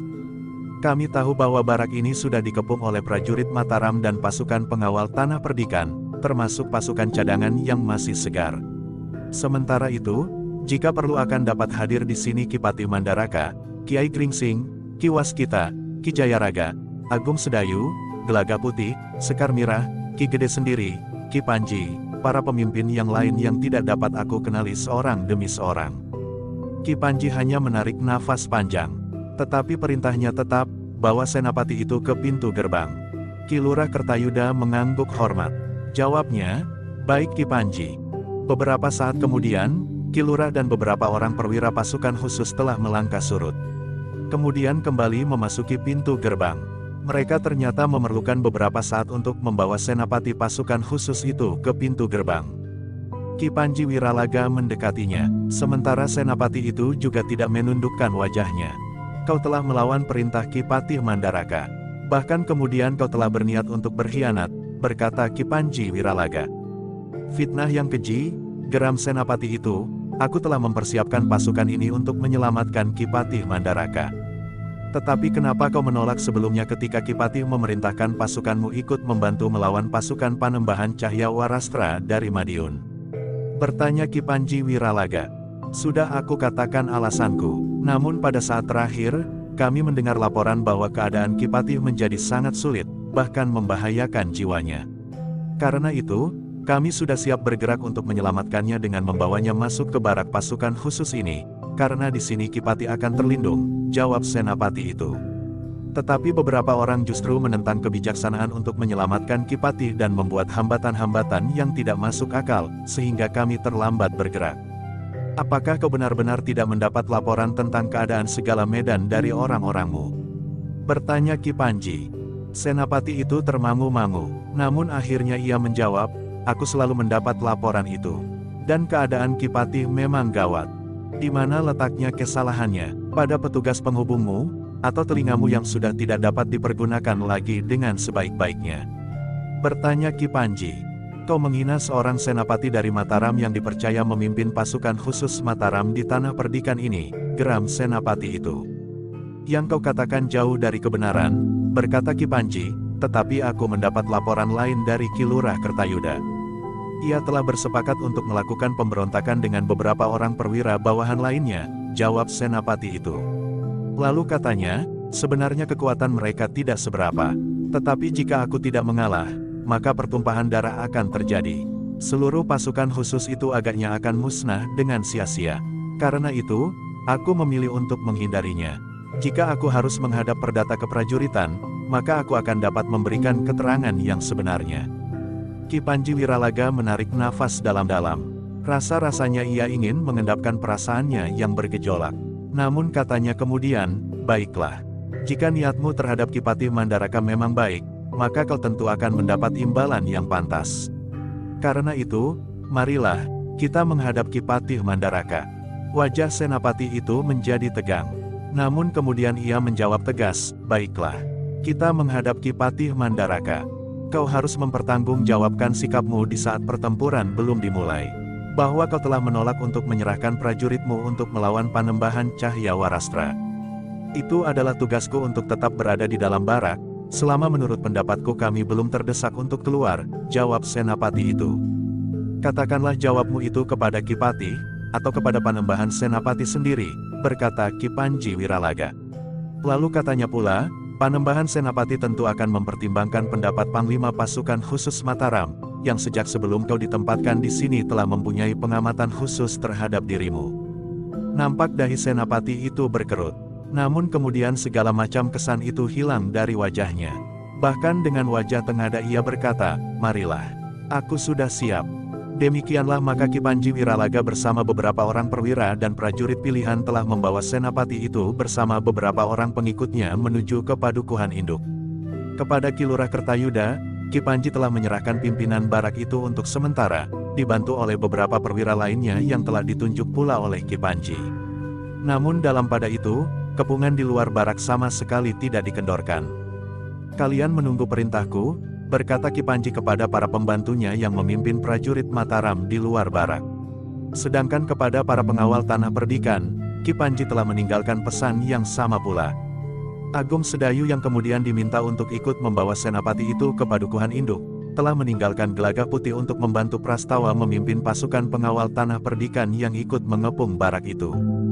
Pasukan khusus itu memiliki beberapa kelebihan dari prajurit yang lain. Karena itu, bantu Prastawa. Mudah-mudahan tidak terjadi sesuatu, pesan Agung Sedayu. Gelagah Putih mengangguk sambil menjawab, baik Kakang. Aku akan tinggal di sini bersama Prastawa. Bersama Ki Panji Wiralaga, maka Agung Sedayu pun telah membawa Senapati pasukan khusus itu ke Padukuhan Induk. Sementara itu di perjalanan, Ki Panji masih sempat pula bertanya, kenapa kau mengira bahwa Kipatih Mandaraka harus diselamatkan dan dibawa ke dalam barakmu? Laporan apa saja yang telah kau dengar? Kenapa Ki Panji masih bertanya? Segala jawabku tentu tidak akan dipercaya, jawab Senapati itu.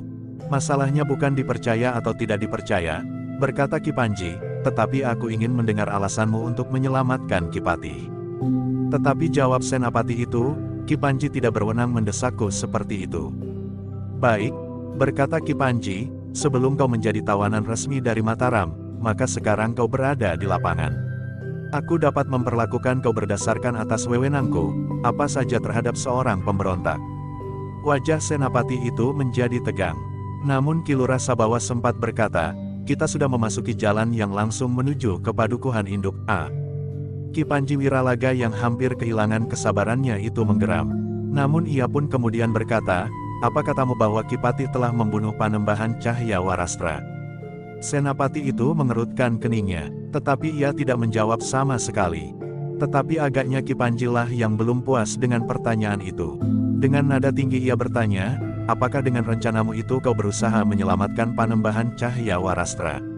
Atau kau sangka pasukanmu akan mampu menangkap Kipatih, mengurungnya di barakmu dan kemudian membunuhnya, atau menyerahkannya kepada Panembahan Cahyawarastra itu? Pertanyaan yang datang mengalir itu rasa-rasanya seperti mendera jantung. Tetapi Senapati itu tidak dapat berbuat apa-apa. Ia tahu bahwa ia tidak akan dapat berbuat sesuatu, karena di tempat itu ada Ki Panji Wiralaga, beberapa perwira prajurit Mataram yang lain, serta ada pula Agung Sedayu yang sudah diketahui kemampuannya. Di belakang mereka, sekelompok prajurit terpilih, meskipun bukan dari pasukan khusus, tetapi memiliki kemampuan yang tinggi pula. Senapati itu akhirnya menundukkan kepalanya. Terbayang di matanya seakan-akan ia telah di hadapan Panglima pasukan khusus yang memimpinnya langsung. Ia tidak akan dapat berbuat apa-apa di hadapannya, apalagi ia sebagai tawanan. Jika saja ia mampu menggerakkan seluruh kekuatan yang ada di dalam barak itu, maka keadaannya tentu akan sangat berbeda.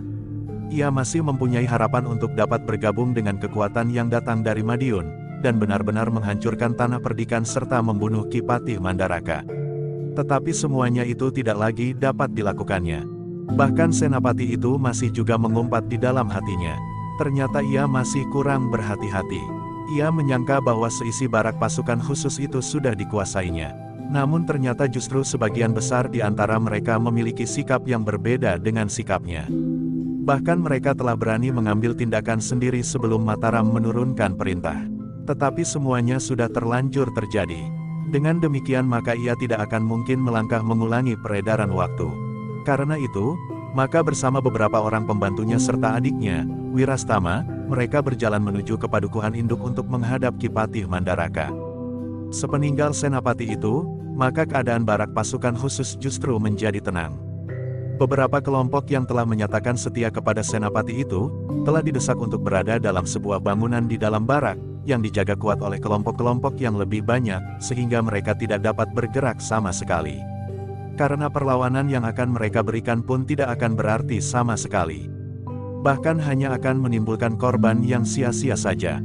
Di padukuhan induk, sebelum Ki Panji Wiralaga menghadapkan senapati pasukan khusus, telah lebih dahulu mengirimkan 2 orang penghubung untuk menyampaikan kepada Ki Patih, bahwa Ki Panji telah membawa senapati pasukan khusus itu. Karena itu, ketika mereka sampai ke rumah Ki Gede, maka Ki Patih telah bersiap di pendapa bersama beberapa orang pemimpin tanah perdikan, orang-orang tua dan beberapa orang yang lain.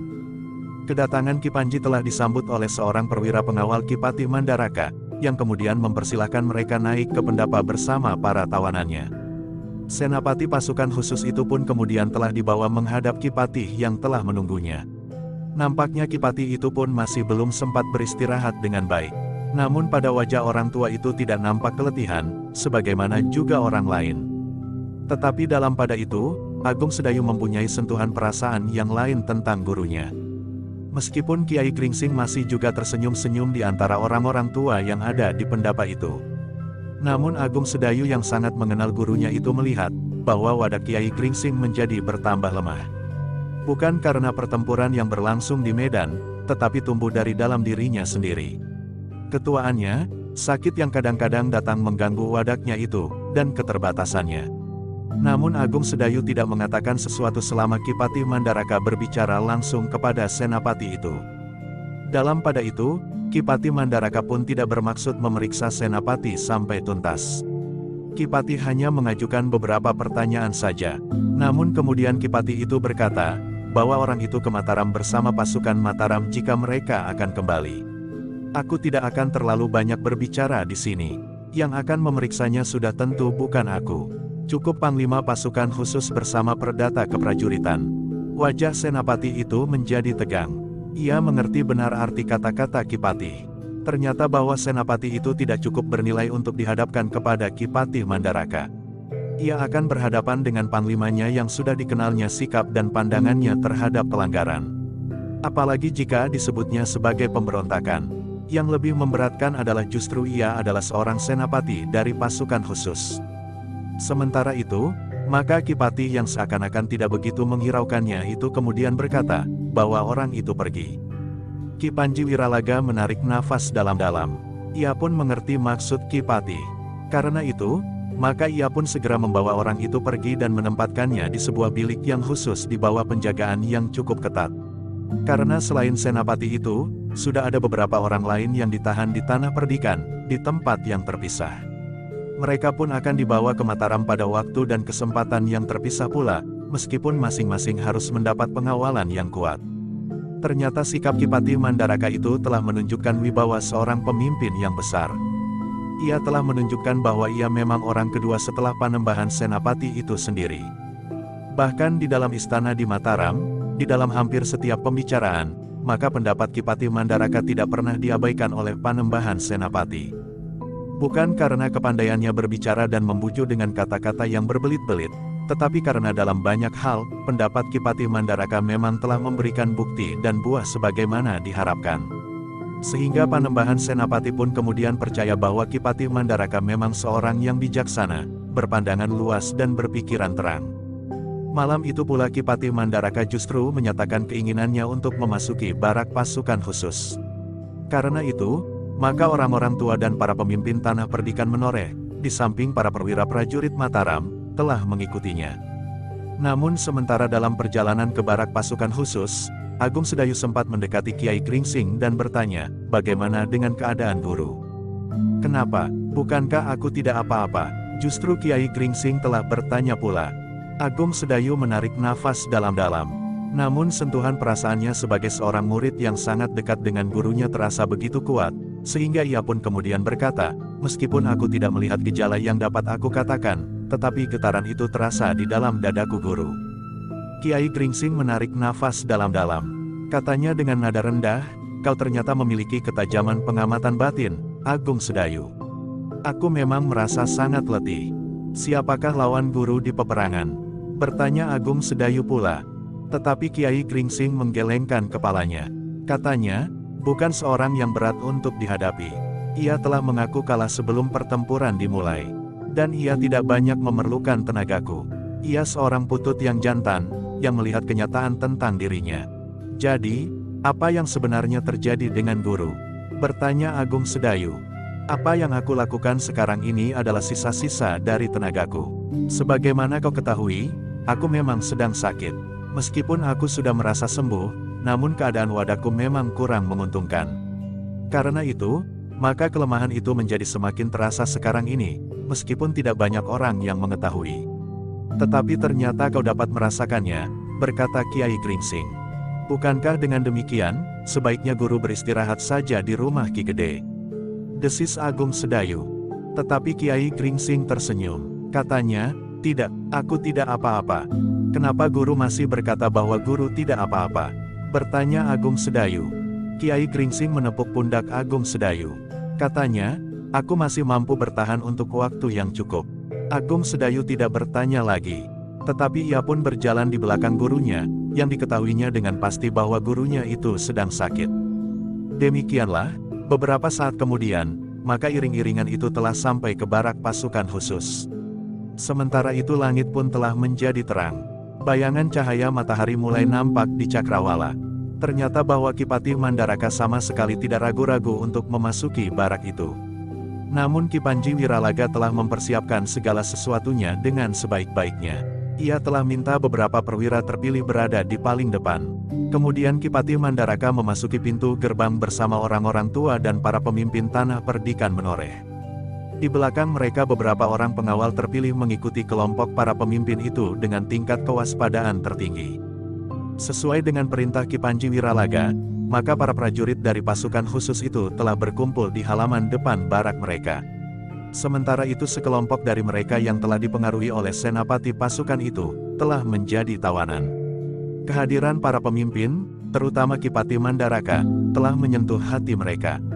Seakan-akan mereka telah melihat wajah mereka di bayangan permukaan air yang jernih, sehingga mereka dapat melihat cacat-cacat di wajah mereka itu.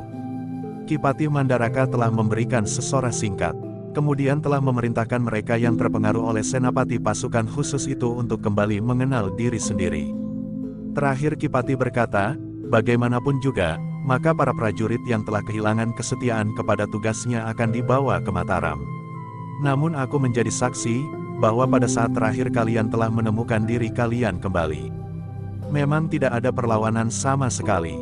Sekelompok prajurit dari pasukan yang bergejolak itu telah dibawa keluar dari barak, kemudian di bawah pengawalan prajurit Mataram yang kuat, mereka telah dibawa ke padukuhan induk.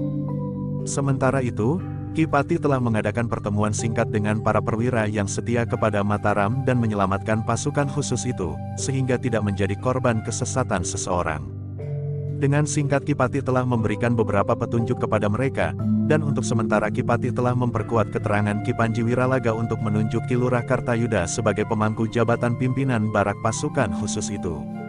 Setelah beberapa lama mereka berada di barak pasukan khusus itu, maka Ki Patih pun telah minta diri. Beberapa ketentuan telah dibuatnya untuk tetap memelihara pasukan khusus di barak itu sebagai pasukan khusus Mataram. Ketika matahari naik semakin tinggi, maka semua persoalan rasa-rasanya telah dipecahkan.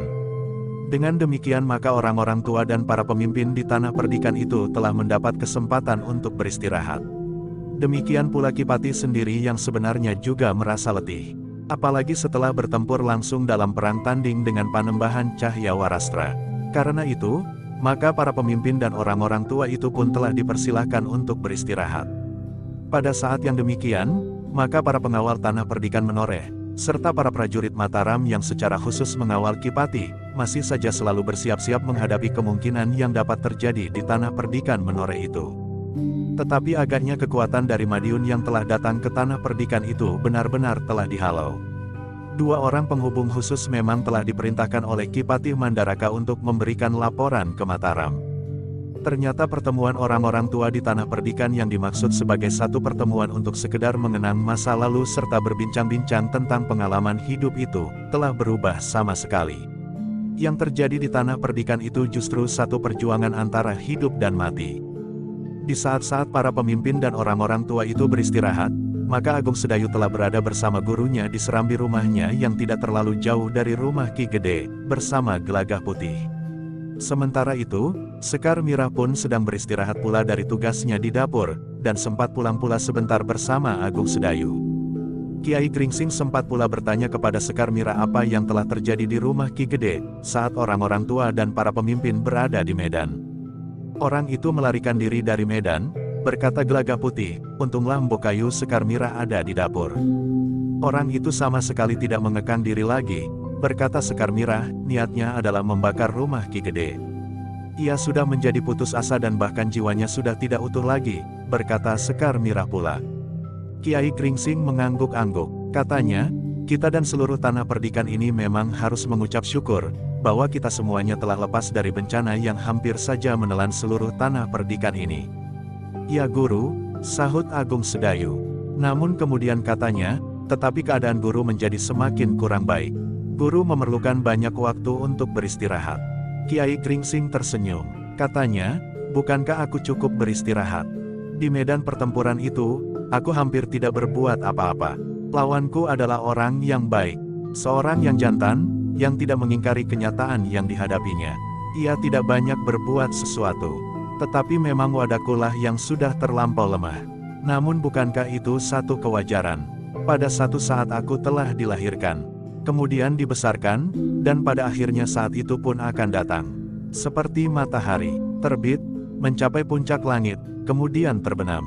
Guru, suara Agung Sedayu menjadi dalam. Bukankah itu bukan apa-apa? Bertanya Kiai Gringsing, apakah kita akan menghindarkan diri dari putaran itu? Kiai Gringsing berhenti sejenak, lalu katanya, kita mempunyai satu keyakinan akan kasih dari Yang Maha Agung. Kita harus pasrah bahwa yang harus terjadi itu terjadilah. Dengan demikian kita akan dapat menerima kenyataan hidup ini dengan hati yang lapang. Aku pun harus menghadapi kenyataan itu. Karena itu, aku memang telah mempersiapkan diri menempuh jalan menuju ke batas akhir. Agung Sedayu menundukkan kepalanya, sementara Kiai Gringsing berkata, sudahlah. Kita dapat berbicara tentang yang lain. Barangkali jambu air di halaman belakang rumahmu ada yang sudah masak. Aku akan melihatnya Kiai, berkata Gelagah Putih kemudian. Kiai Gringsing tersenyum, tetapi ia berkata, Ki Jayaraga masih berada di rumah Ki Gede menemani Ki Waskita. Sebentar lagi aku pun akan pergi ke sana. Ya Kiai, jawab Gelagah Putih, tetapi guru tahu bahwa aku ada di sini bersama Kiai, Kakang dan Bokayu. Kiai Gringsing tersenyum sambil menepuk bahu anak itu. Katanya, masa depan terletak di bahu kalian yang muda-muda ini. Gelagah Putih kemudian telah pergi ke belakang. Pohon jambu air di kebun belakang memang sudah berbuah agak lebat. Tetapi buahnya lebih baik jambu air yang ada di halaman depan. Meskipun tidak begitu banyak, tetapi terasa lebih segar. Namun ketika Gelagah Putih sedang mengamati jambu itu, pembantu rumahnya datang mendekatinya sambil berkata, sudah 2 malam aku tidak turun ke sungai. Gelagah Putih tersenyum. Katanya, jangan pikirkan Pliridan itu. Bukankah di tanah perdikan ini baru terjadi pergolakan yang telah mengguncang seluruh sendi-sendi kehidupan? Tetapi mereka tidak menjamah sungai itu, jawab anak itu, Pliridanku masih utuh. Nanti malam kita harus turun ke sungai. Gelagah Putih tertawa, katanya, aku letih sekali. Nanti malam, tidak sekarang, kau masih sempat beristirahat sampai malam, berkata anak itu. Sebentar lagi kami akan pergi ke rumah Ki Gede, jawab Gelagah Putih.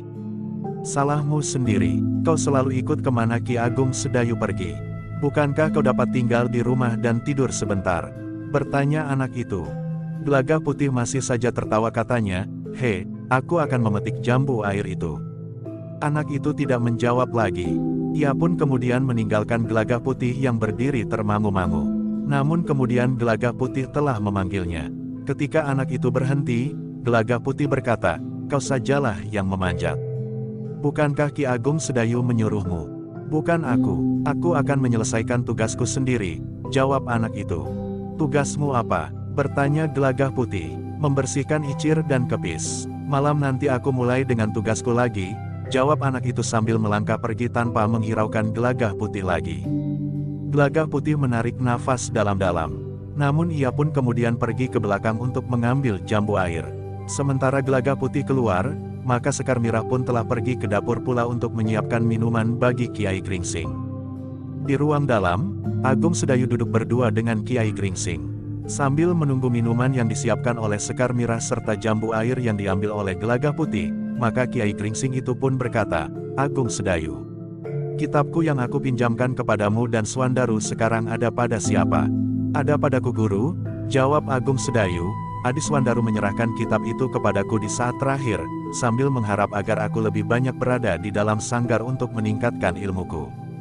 Sebenarnya aku berada dalam kesulitan menghadapi kau dan Swandaru. Meskipun kau murid tertua sehingga wajar jika ilmumu lebih matang dari ilmu adik seperguruanmu, tetapi jarak antara kalian nampaknya agak terlalu jauh. Yang lebih menggelisahkanku adalah bahwa Swandaru telah salah menilai kemampuanmu," berkata Kiai Gringsing. Agung Sedayu menarik nafas dalam-dalam. Sementara itu Kiai Gringsing berkata selanjutnya, "Sampai saat ini aku belum menemukan cara yang paling baik untuk mengatakan kepadanya tentang keadaanmu yang sebenarnya. Aku merasa dibayangi oleh kesalahpahaman tentang tataran ilmu kalian itu." "Aku mohon maaf guru," desis Agung Sedayu.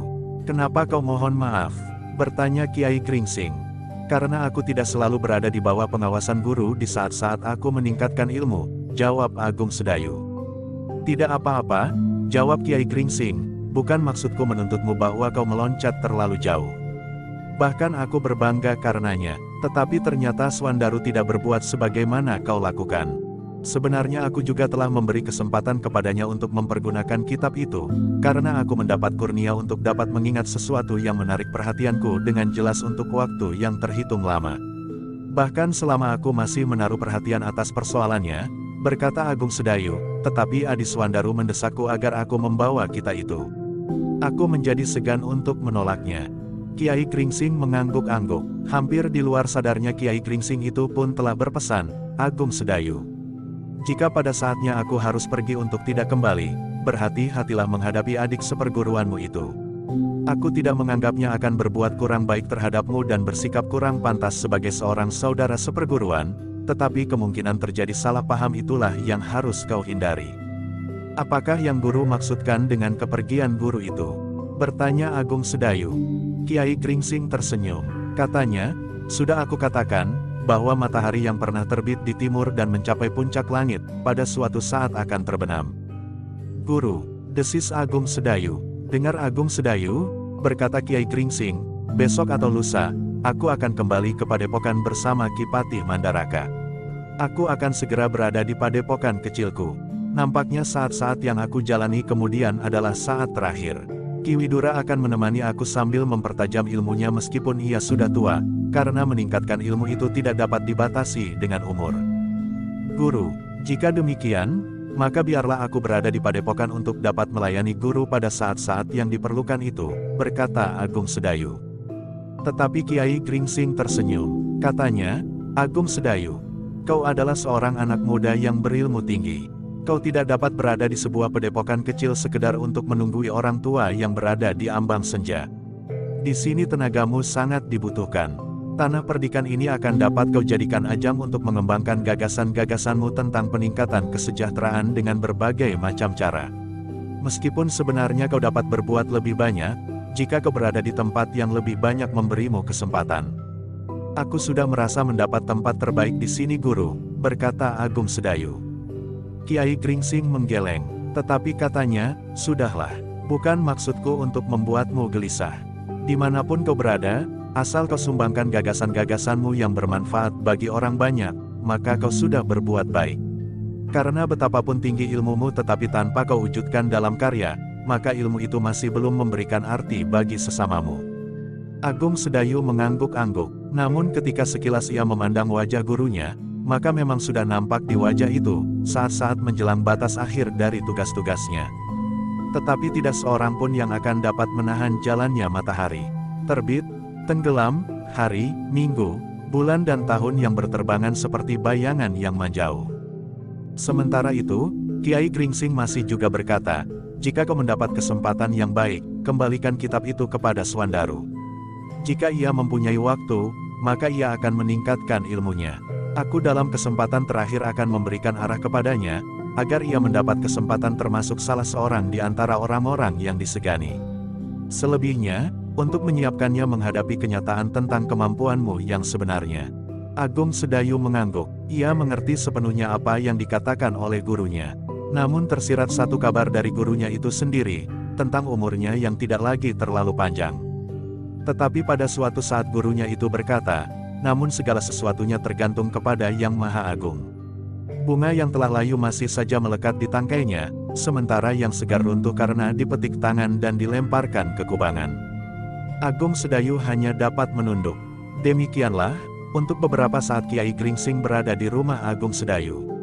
Ketika Gelaga Putih sudah menghidangkan jambu air yang segar serta minuman dan makanan, maka Kiai Gringsing pun berkata, marilah kita kembali ke rumah Ki Gede. Mungkin ada pembicaraan-pembicaraan penting yang harus kita ketahui. Sejenak kemudian, maka mereka pun telah meninggalkan rumah Agung Sedayu, termasuk Sekar Mirah, kembali ke rumah Ki Gede. Para pemimpin masih berkumpul di rumah itu. Meskipun agaknya tidak banyak lagi masalah yang dibicarakan. Dalam pada itu, para pemimpin dan orang-orang yang datang di Tanah Perdikan memang tidak segera ingin meninggalkan Tanah Perdikan itu. Mereka masih tinggal sehari lagi untuk dapat berbicara lebih panjang di antara mereka. Sementara itu para prajurit Mataram masih melakukan pembenahan pasukan dan mengamati keadaan. Namun di hari berikutnya segalanya harus diserahkan dan dilakukan oleh para pengawal Tanah Perdikan sendiri, karena pasukan Mataram harus meninggalkan Tanah Perdikan. Namun Kipati Mandaraka telah memanggil pimpinan sementara pasukan khusus Mataram di Tanah Perdikan, untuk menempatkan diri dalam satu kesatuan perintah dengan Kepala Tanah Perdikan Menoreh. Satu-satunya pimpinan di daerah ini adalah Kepala Tanah Perdikan Menoreh, berkata Kipati Mandaraka. Demikianlah, maka pertemuan beberapa orang tua itu benar-benar telah mengenang satu masa lampau mereka. Bukan saja sekedar saling bercerita tentang pengalaman mereka, tetapi mereka telah mendapatkan satu pengalaman baru, di samping kenangan apa saja yang pernah mereka lakukan sebelumnya, di masa-masa mereka masih lebih muda. Pada malam hari sebelum Kipati meninggalkan Tanah Perdikan, maka di pendapa rumah Ki Gede masih juga diselenggarakan pertemuan dengan para pemimpin Tanah Perdikan. Bukan saja dari padukuhan induk, tetapi dari padukuhan-padukuhan lain di Tanah Perdikan. Sekelompok pemukul gamelan telah berada di Serambi. Mereka masih menunggu perintah terakhir Ki Gede. Rasa-rasanya masa-masa berkabung yang masih menyelimuti Tanah Perdikan itu masih harus diperhatikan, sehingga apakah pantas jika mereka membunyikan gamelan di pendapa rumah Ki Gede. Ternyata bahwa Ki Gede kemudian memerintahkan agar gamelan tidak usah ditabuh malam itu. Di beberapa rumah di Tanah Perdikan itu, beberapa keluarga masih harus mengusap dan mengeringkan air mata yang masih mengembang di pelupuk. Ada di antara mereka yang kehilangan anak laki-laki di antara keluarga itu. Bahkan ada suami dari perempuan-perempuan muda. Juga ada ayah dari anak-anak yang baru pandai menyebut nama bapaknya. Para pemimpin yang datang dari Mataram, orang-orang tua dan para pemimpin di Tanah Perdikan Menoreh dapat memahami pertemuan yang sama sekali telah berubah bentuknya itu. Namun dalam kesempatan itu, Kipati Mandaraka masih juga dapat menyebut beberapa kenangan yang tidak pernah dapat dilupakannya, sejak mereka membuka alas Mentaok. Kemudian Kipati pun telah menyatakan harapannya bahwa Tanah Perdikan Menoreh masih akan dapat berkembang terus. Masih banyak hutan yang terbentang di kaki-kaki pegunungan, serta di ngarai yang membujur ke utara, di dataran yang akan mampu dicapai oleh tangan-tangan yang sanggup bekerja keras untuk menjadikan tanah garapan, jika daerah pemukiman yang ada menjadi semakin padat. Namun sudah barang tentu bahwa tidak semua hutan dapat ditebangi, sehingga bukit-bukit yang membujur ke utara itu akan menjadi gundul. Hutan-hutan pun harus disisakan seperlunya di samping kesediaan untuk membuka tanah persawahan. Dengan demikian maka kehidupan di Tanah Perdikan ini akan tetap dapat terjaga keutuhannya, berkata Kipati Mandaraka. Namun kemudian katanya, di samping itu, kita semua masih dapat mengucap syukur, bahwa kita telah mendapat perlindungan yang maha agung, sehingga kita dapat mempertahankan diri kita sendiri. Para pemimpin Tanah Perdikan mendengarkan sesorak Kipati dengan sungguh-sungguh. Beberapa pesan masih disampaikan, serta terakhir Kipati mengucap terima kasih yang tidak terhingga kepada seisi Tanah Perdikan Menoreh, yang telah berbuat apa saja untuk kepentingan mereka bersama. Ternyata pertemuan itu telah berlangsung sampai jauh malam. Mereka yang hadir sempat makan bersama dengan Kipati Mandaraka serta para pemimpin, orang-orang tua dan tamu-tamu yang lain. Dalam kesempatan itu, Kipati pun telah minta diri pula, bahwa di keesokan harinya, Kipati dan seluruh pasukan Mataram akan meninggalkan Tanah Perdikan sambil membawa tawanan ke Mataram. Namun dalam pada itu, Agung Sedayu menjadi gelisah memikirkan gurunya, Kiai Gringsing berniat untuk kembali bersama Kipati Mandaraka. Namun Agung Sedayu sempat memikirkan kemungkinan yang mencemaskan. Dari Mataram Kiai Gringsing harus melanjutkan perjalanan sendiri ke Jati Anom. Ia sendiri dan Gelagah Putih tentu tidak akan sampai hati meninggalkan Tanah Perdikan yang masih saja terasa hangat. Meskipun para prajurit Madiun telah terusir, serta pasukan khusus telah dikuasai kembali sepenuhnya, namun rasa-rasanya Agung Sedayu merasa terikat untuk tetap berada di Tanah Perdikan. Karena itu, setelah pertempuran itu selesai, Agung Sedayu telah mencoba membujuk gurunya untuk tinggal di Tanah Perdikan beberapa hari lagi. Tetapi Kiai Gringsing tersenyum sambil berkata, "Aku merasa bahwa aku akan dapat mencapai Jati Anom dengan selamat, meskipun dari Mataram aku akan menempuh perjalanan sendiri. Tetapi apa salahnya guru berada di sini barang 2-3 hari lagi? Jika keadaan menjadi semakin tenang, maka aku dapat mengantarkan guru, meskipun aku harus segera kembali hari itu juga," berkata Agung Sedayu. Tetapi Kiai Gringsing menggeleng. Katanya, "Jangan kau tinggalkan Tanah Perdikan ini meskipun hanya sehari. Banyak kemungkinan masih dapat terjadi di sini. Mungkin ada pihak lain yang ingin memanfaatkan keadaan yang kacau untuk kepentingan diri sendiri. Mungkin kelompok-kelompok yang pecah dan tidak dapat dikendalikan sama sekali. Guru, meskipun jarak antara Mataram dan Jati Anom itu tidak jauh, tetapi rasa-rasanya kurang pada tempatnya jika guru menempuh perjalanan itu sendiri," berkata Agung Sedayu. Kiai Gringsing menarik nafas dalam-dalam. Katanya, "Sudahlah, jangan pikirkan aku." Agung Sedayu termangu-mangu. Di luar sadarnya dipandanginya Ki Jayaraga. Mungkin ia dapat mohon agar Ki Jayaraga pergi ke Jati Anom bersama Gelagah Putih, serta mohon agar Ki Waskita berada di rumah Ki Gede untuk beberapa hari. Tetapi rasa-rasanya tidak enak untuk berbuat demikian. Karena itu, maka ia tidak mengatakannya kepada Ki Jayaraga. Malam itu, Agung Sedayu memang merasa gelisah.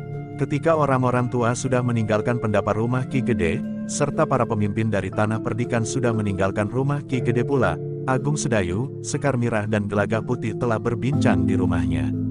Sementara itu Ki Jayaraga ikut pula mendengarkannya. "Apakah Kakang sependapat jika aku menyertai Kiai Gringsing pergi ke Jati Anom?" bertanya Gelagah Putih. Agung Sedayu menarik nafas dalam-dalam. Sementara itu Ki Jayaraga berkata, "Jika kau akan mengantar Kiai Gringsing, Tanah Perdikan ini dapat kau tinggalkan barang sehari. Aku kira tidak akan terjadi sesuatu. Aku, Ki Waskita dan Ki Gede akan selalu berhubungan dengan pasukan khusus yang sudah mendapat pimpinannya yang baru meskipun sementara. Sedangkan sebagaimana kita dengar, Ki Lurah Branjangan akan tinggal di barak itu pula untuk beberapa saat." Agung Sedayu menarik nafas dalam-dalam. Kipati Mandaraka memang minta Ki Lurah Branjangan untuk berada di barak pasukan khusus untuk memberikan petunjuk-petunjuk jika diperlukan, karena Ki Lurah adalah orang yang telah membentuk pasukan itu. Apalagi yang diserahi pimpinan adalah Ki Lurah Kertayuda, yang sebenarnya masih belum memenuhi beberapa persyaratan yang diperlukan.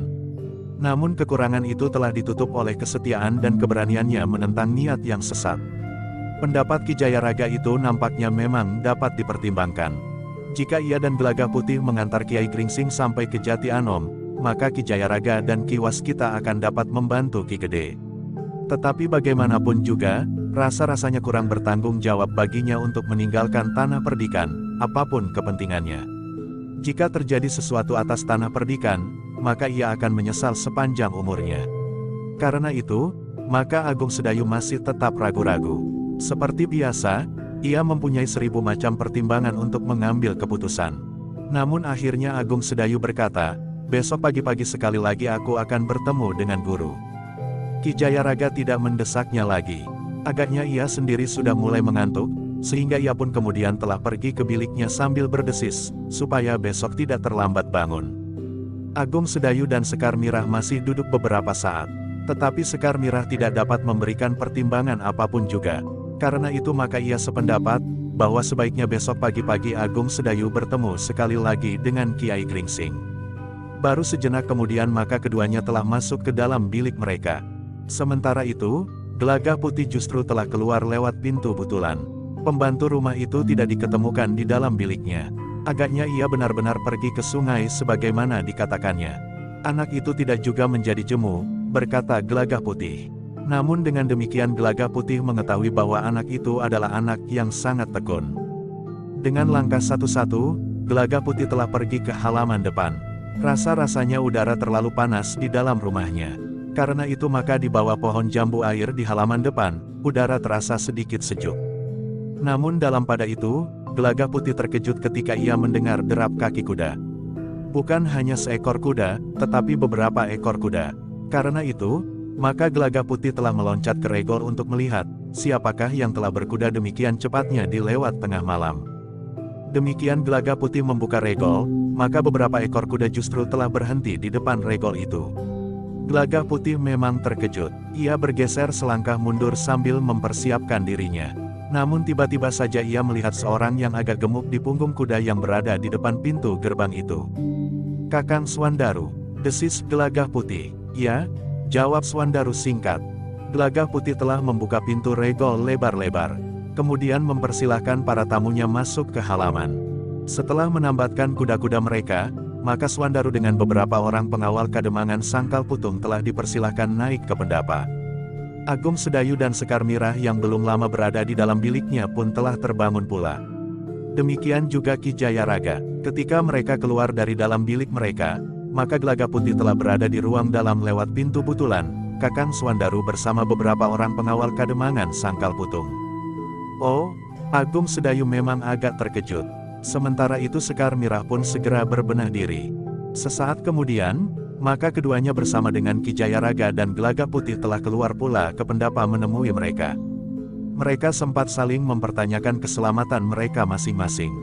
Namun agaknya Swandaru tidak sabar menunggu terlalu lama. Karena itu, maka ia pun segera bertanya, apakah kabar burung yang sampai ke Kademangan Sangkal Putung benar? Apakah tanah perdikan ini telah diserang oleh Madiun? Memang terjadi hal seperti itu, meskipun dengan alasan yang khusus, jawab Agung Sedayu. Ketika aku mendengar berita itu dari para pedagang yang lewat dari arah barat, maka aku telah mengirimkan penghubung ke Jati Anom untuk menemui Kakang Untara. Ternyata Kakang Untara juga sudah menerima pemberitahuan dari Mataram, bahwa satu kesatuan pasukan telah bergerak. Jati Anom telah mendapat perintah untuk mengamati keadaan jika ada gerakan pasukan baru di daerah ini, berkata Swandaru. Lalu katanya pula, bahkan menurut Kakang Untara, telah terlihat gerakan di daerah selatan, menyusuri Bukit Seribu. Namun menurut Kakang Untara, pasukan Mataram akan dapat mengatasi keadaan. Benar, jawab Agung Sedayu, agaknya Kakang Untara selalu mendengar keterangan dari para penghubung mengenai perkembangan terakhir di tanah perdikan ini. Tetapi bagaimanapun juga aku menjadi gelisah. Selain guru sedang ada di sini, juga tentang kalian. Meskipun keterangan Kakang Untara agak memberikan ketenangan, tetapi aku juga memerlukan untuk langsung pergi kemari. Agung Sedayu mengangguk-angguk. Dengan nada rendah ia berkata, terima kasih atas perhatianmu Adi Swandaru. Ternyata kita masih dapat bersyukur karena perlindungan yang maha agung. Dalam keadaan yang gawat, pada kesempatan lain Kakang dapat mengirimkan penghubung ke Sangkal Putung. Aku akan dapat dengan cepat mengirim bantuan, berkata Swandaru. Kami tidak mempunyai kesempatan. Peristiwa itu begitu tiba-tiba terjadi, jawab Agung Sedayu. Tetapi prajurit Mataram sempat datang ke tanah perdikan ini, sahut Swandaru. Mataram mempunyai petugas sandi yang rapi. Petugas sandi yang mengetahui sejak pasukan lawan berangkat dari Madiun. Karena itu, maka Mataram sempat menyiapkan pasukannya dan dikirim ke tanah perdikan. Tetapi tanah perdikan ini sendiri tidak dapat mengetahui sebelumnya akan kedatangan mereka, jawab Agung Sedayu. Swandaru mengangguk-angguk, ia dapat mengerti alasan Agung Sedayu.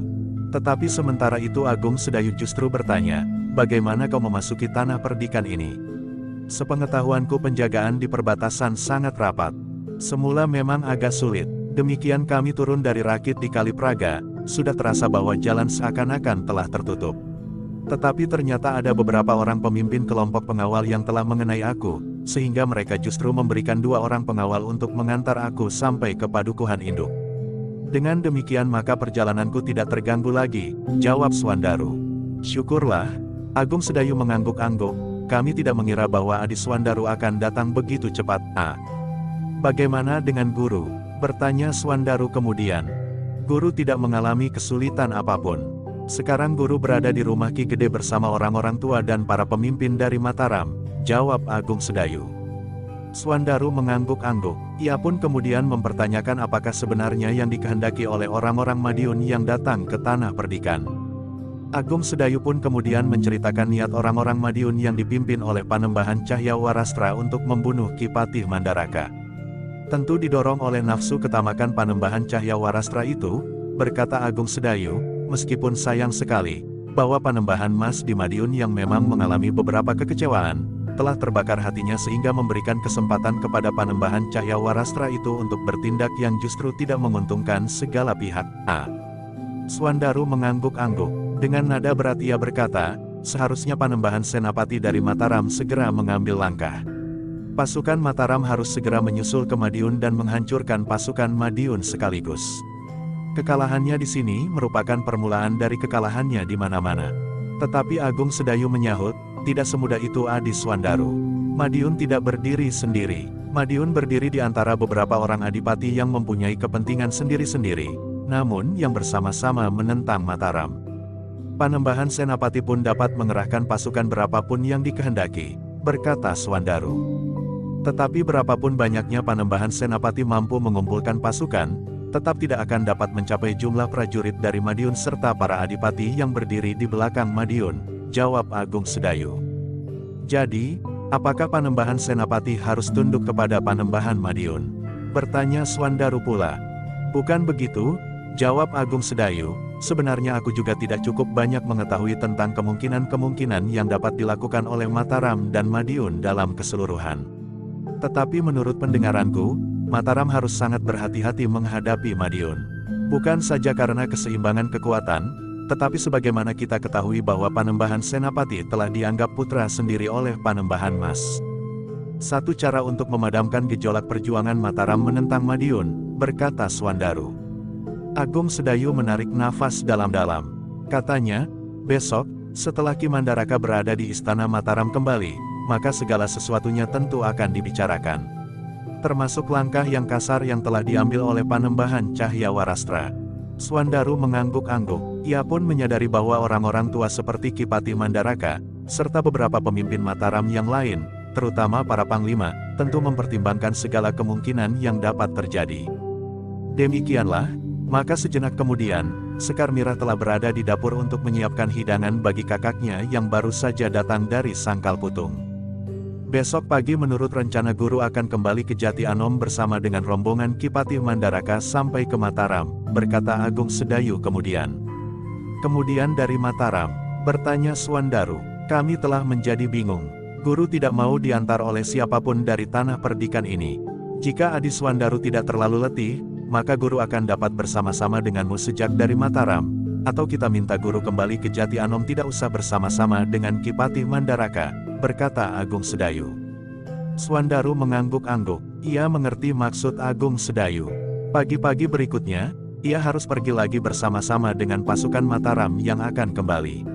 Tetapi agaknya Swandaru memilih kemungkinan kedua. Ia akan minta agar Kiai Kringsing tinggal 1-2 hari lagi di Tanah Perdikan. Kemudian ia akan membawa Kiai Kringsing kembali ke Jati Anom. Karena itu, maka katanya kemudian, aku akan menemui guru. Aku akan mohon guru untuk tidak usah bersama-sama dengan pasukan Mataram. Agung Sedayu mengerutkan keningnya. Sambil mengangguk-angguk ia berkata, kita akan mencoba mohon kepada guru. Ada beberapa keuntungan jika guru tidak berangkat bersama-sama dengan pasukan Mataram. Kita masih mempunyai kesempatan untuk berbicara dengan guru. Kemudian, guru pun tidak akan mengalami perlakuan yang kurang baik. Karena guru bukan pemimpin Mataram, maka ia tentu diperlakukan sebagai orang lain yang menumpang perjalanan mereka, berkata Swandaru. Tentu tidak, jawab Agung Sedayu, hampir semua pemimpin Mataram mengenal Kiai Gringsing. Hanya beberapa saja, seandainya mereka mengenal pun, mereka merasa bahwa Kiai Gringsing bukan apa-apa. Ia hanya seorang dari padepokan kecil di Jati Anom yang tidak perlu mendapat perlakuan yang khusus. Bahkan guru akan dapat tersisih-sisih sampai ke belakang barisan, berkata Swandaru. Jangan berprasangka begitu, jawab Agung Sedayu. Kipati Mandaraka sangat hormat kepada guru. Kenapa Kipati berbuat seperti itu? Apakah ia benar-benar menghormati guru, atau hanya pada saat-saat dibutuhkan saja? Bertanya Swandaru. Marilah kita berusaha untuk tidak menuruti perasaan yang tidak mendasar. Kipati Mandaraka memang sangat hormat kepada guru, karena Kipati tahu bahwa guru bukan orang kebanyakan. Bukan saja kemampuan ilmunya yang tinggi yang bahkan dikagumi oleh Kipati, tetapi guru adalah orang yang memang dihormati karena keturunannya. Karena itu, jika kita mohon guru untuk berangkat kemudian, tentu karena alasan-alasan lain. Bukan karena kita cemas bahwa guru akan diperlakukan kurang baik oleh orang-orang Mataram, berkata Agung Sedayu. Swandaru termangu-mangu sejenak, tiba-tiba saja ia berdesis, mudah-mudahan. Tetapi marilah, kita menghadap guru. Namun dalam pada itu, Sekar Mirah telah menghidangkan minuman dan makanan bagi Swandaru dan beberapa orang pengawalnya. Meskipun makanannya tidak hangat seperti minumannya. Beberapa saat kemudian, Swandaru meneguk minuman hangat. Tetapi rasa-rasanya ia memang ingin segera bertemu dengan gurunya. Namun Agung Sedayu berkata, guru tentu baru saja beristirahat. Bagaimana jika nanti pagi-pagi benar kita pergi ke rumah Ki Gede? Jangan-jangan kita terlambat, berkata Swandaru. Tentu tidak, guru tentu akan menunggu aku datang ke rumah Ki Gede. Atau jika kita terlambat, guru tentu akan memanggil aku, jawab Agung Sedayu. Swandaru mengerutkan keningnya, namun kemudian katanya, sebaiknya kita ke sana sekarang. Biar saja guru beristirahat, kita akan menunggu. Apakah kau tidak letih? Bertanya Agung Sedayu. Aku adalah murid Kiai Gringsing, jawab Swandaru. Agung Sedayu mengerutkan keningnya, hampir di luar sadarnya ia berpaling kepada Sekar Mirah yang menunduk. Sementara itu Swandaru berkata, kita sudah mendapat latihan-latihan yang berat. Tetapi kemudian setelah kita dianggap cukup dewasa dalam penguasaan ilmu, kita memang harus menempa diri sendiri. Dengan demikian maka kita bukan orang-orang yang lemah dan mudah menjadi lemah. Agung Sedayu mengangguk-angguk, tetapi sebelum ia menjawab Swandaru telah bertanya, tetapi apakah Kakang Agung Sedayu merasa perlu untuk beristirahat? Jika demikian, tolong antarkan saja aku ke rumah Ki Gede untuk menunggu guru. Kakang dapat pulang untuk beristirahat, meskipun waktunya tinggal sedikit. Agung Sedayu tersenyum, katanya, tidak, aku tidak terlalu letih, karena aku tidak melakukan apa-apa hari ini. Jika kau ingin pergi ke rumah Ki Gede sekarang, marilah, aku antarkan. Biarlah pengawal-pengawalmu ada di sini. Mereka dapat beristirahat di Serambi sampai menjelang pagi. Ternyata Swandaru tidak berkeberatan. Dibiarkannya para pengawalnya tinggal di rumah Agung Sedayu, sementara Swandaru sendiri telah pergi ke rumah Ki Gede bersama Agung Sedayu. Namun Agung Sedayu telah sempat minta diri kepada Ki Jayaraga dan Sekar Mirah, dan berpesan agar mereka menyusul setelah fajar. Aku pun harus mempersiapkan makan pagi sebelum para pemimpin dari Mataram serta para prajurit meninggalkan tanah perdikan. Beberapa orang perempuan bergantian masak di rumah Ki Gede dan di Banjar, berkata Sekar Mirah, karena itu, aku pun akan segera menyusul pula. Biarlah Gelaga Putih tinggal, berkata Agung Sedayu, jika perlu ia dapat kau minta untuk menghubungi aku. Baiklah Kakang, jawab Sekar Mirah, Gelaga Putih akan dapat pula mengawani para pengawal itu. Demikianlah, maka Agung Sedayu yang tidak jadi beristirahat itu telah mengantar Swandaru ke rumah Ki Gede. Rumah itu memang sudah nampak lengang. Hanya para petugas yang ada di regol, di halaman dan di sudut-sudut kebun belakang. Di gardu beberapa orang pengawal duduk dan bercerita di antara mereka, sementara di bilik belakang longkangan, sekelompok prajurit yang sedang tidak bertugas tidur untuk beristirahat, sebelum pada saatnya mereka menggantikan tugas kelompok yang lain. Kedatangan Agung Sedayu memang menarik perhatian. Pemimpin kelompok yang sedang bertugas malam itu bertanya, apakah ada sesuatu yang penting? Tidak, aku mengantar adik seperguruanku, jawab Agung Sedayu. Pemimpin kelompok itu mengerutkan keningnya. Diamatinya Swandaru dengan seksama. Baru kemudian ia berdesis, Swandaru. Ya, jawab Swandaru. Orang itu pun segera telah mencengkam bahu Swandaru sehingga terasa sakit, sementara Swandaru pun telah memegangi lengannya pula. Sudah lama kita tidak bertemu. Beruntunglah hari ini aku masih sempat melihat kau hadir di sini. Jika kemarin leherku tertebas tajamnya pedang, aku tidak sempat melihat kau datang. Swandaru tertawa, katanya, aku yakin bahwa kau tidak akan mudah mati. Pemimpin kelompok itu tertawa keras-keras, sehingga beberapa orang berpaling ke arahnya. Ketika ia sadar, maka ia pun telah menutup mulutnya dengan tangannya sendiri. Marilah, katanya kemudian, silahkan naik ke pendapa. Sayang kau baru datang hari ini. Aku terlambat mendengar berita tentang kerusuhan yang terjadi di sini, jawab Swandaru. Tetapi kita bersyukur, bahwa tanah perdikan ini masih dilindungi Yang Maha Agung. Tamu yang paling terhormat di tanah perdikan ini pun dapat kita selamatkan, berkata pemimpin kelompok itu. Syukurlah, desis Swandaru, seandainya aku tidak terlambat mendengar berita, maka aku tentu sudah datang pada saat yang tepat. Tetapi semuanya sudah selesai. Marilah, silahkan naik ke pendapa. Tetapi para pemimpin dan orang-orang tua sedang beristirahat. Belum terlalu lama, jawab pemimpin kelompok itu. Biarlah mereka beristirahat, berkata Agung Sedayu, kami akan menunggu di pendapa. Agung Sedayu dan Swandaru pun kemudian telah dipersilahkan duduk di pendapa yang lengang. Tidak ada orang lain di pendapa selain mereka berdua. Sementara itu pemimpin kelompok pengawal itu berkata, maaf, aku tidak dapat menemani kalian duduk di pendapa. Silahkan, jangan kau tinggalkan tugasmu, jawab Swandaru. Dengan demikian maka pemimpin kelompok itu pun telah berada kembali di dalam kelompoknya. Sedangkan yang di pendapa berbincang tentang berbagai macam peristiwa yang telah terjadi di tanah perdikan. Tetapi pembicaraan mereka pun telah terhenti. Tiba-tiba pintu berderit. Seseorang telah muncul dari ruang dalam.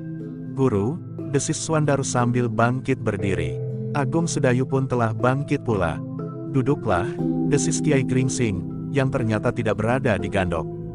Agung Sedayu dan Swandaru pun kemudian telah duduk kembali bersama Kiai Gringsing di pendapa. Kapan kau datang? Bertanya Kiai Gringsing kepada muridnya yang muda. Baru saja guru, aku terlambat mendengar peristiwa yang terjadi di tanah perdikan ini, jawab Swandaru. Tetapi seperti yang lain, maka Kiai Gringsing pun berkata, semua sudah diselesaikan dengan baik, berkat perlindungan Yang Maha Agung. Syukurlah, berkata Swandaru, namun rasa-rasanya begitu mendesak keinginanku untuk melihat keadaan. Karena itu, maka aku telah memerlukan untuk berangkat ke tanah perdikan, meskipun aku sadar bahwa aku akan sampai di tujuan malam hari, bahkan hampir dini. Untunglah bahwa kau tidak bertemu dengan pecahan prajurit Madiun yang tentu sedang kembali ke timur. Mereka tentu memecah diri dan menghilangkan kesan kesatuannya, berkata Kiai Gringsing. Seandainya aku bertemu dengan mereka, aku kira aku tidak akan mengalami banyak kesulitan. Aku membawa beberapa pengawal pilihan. Sedangkan guru tentu mengetahui bahwa aku telah mewarisi sebagian besar dari ilmu dasar yang telah guru berikan kepadaku. Tentu prajurit Madiun itu tidak akan lebih baik dari para pengawalku, sahut Swandaru. Apalagi aku sendiri. Tetapi Kiai Gringsing menggeleng. Katanya, tidak Swandaru, ada di antara mereka yang memiliki ilmu yang sangat tinggi. Ternyata bahwa Agung Sedayu harus mengerahkan ilmunya untuk mengatasinya. Swandaru menarik nafas dalam-dalam. Tetapi sebelum ia menyahut, cepat-cepat Kiai Gringsing berkata, seorang yang telah menempatkan diri menghadapi aku, telah menguras seluruh kemampuanku. Swandaru termangu-mangu sejenak, namun kemudian ia berkata, guru memang sedang dalam keadaan kurang sehat. Karena itu, guru merasa bahwa pertempuran itu telah menguras tenaga dan kemampuan guru. Jika guru dalam keadaan baik, maka aku kira tidak akan terjadi hal seperti itu. Mungkin Swandaru, jawab Kiai Gringsing, tetapi sebenarnya lah bahwa aku ingin memberimu peringatan, bahwa ada di antara orang-orang Madiun yang memiliki ilmu yang tinggi. Swandaru mengangguk-angguk, katanya, aku mengerti maksud guru. Guru memperingatkan kepada kami berdua, bahwa kami harus bersiap-siap menghadapi kemungkinan yang lebih berat di masa mendatang. Antara lain memang demikian, tetapi aku benar-benar mencemaskanmu jika kau bertemu dengan orang-orang Madiun itu, berkata Kiai Gringsing. Swandaru mengangguk-angguk, katanya, terima kasih guru. Aku akan berhati-hati menghadapi keadaan ini. Untuk selanjutnya kami akan tidak mengecewakan guru. Jika dalam pertempuran ini Kakang Agung Sedayu harus mengerahkan ilmunya untuk mengatasi lawannya, maka hal ini pun akan merupakan peringatan bagi kami, bahwa ilmu yang kami miliki masih harus ditingkatkan. Itulah sebabnya aku dengan sengaja tidak memenuhi batasan waktu untuk menyimpan kitab sebagaimana guru gariskan.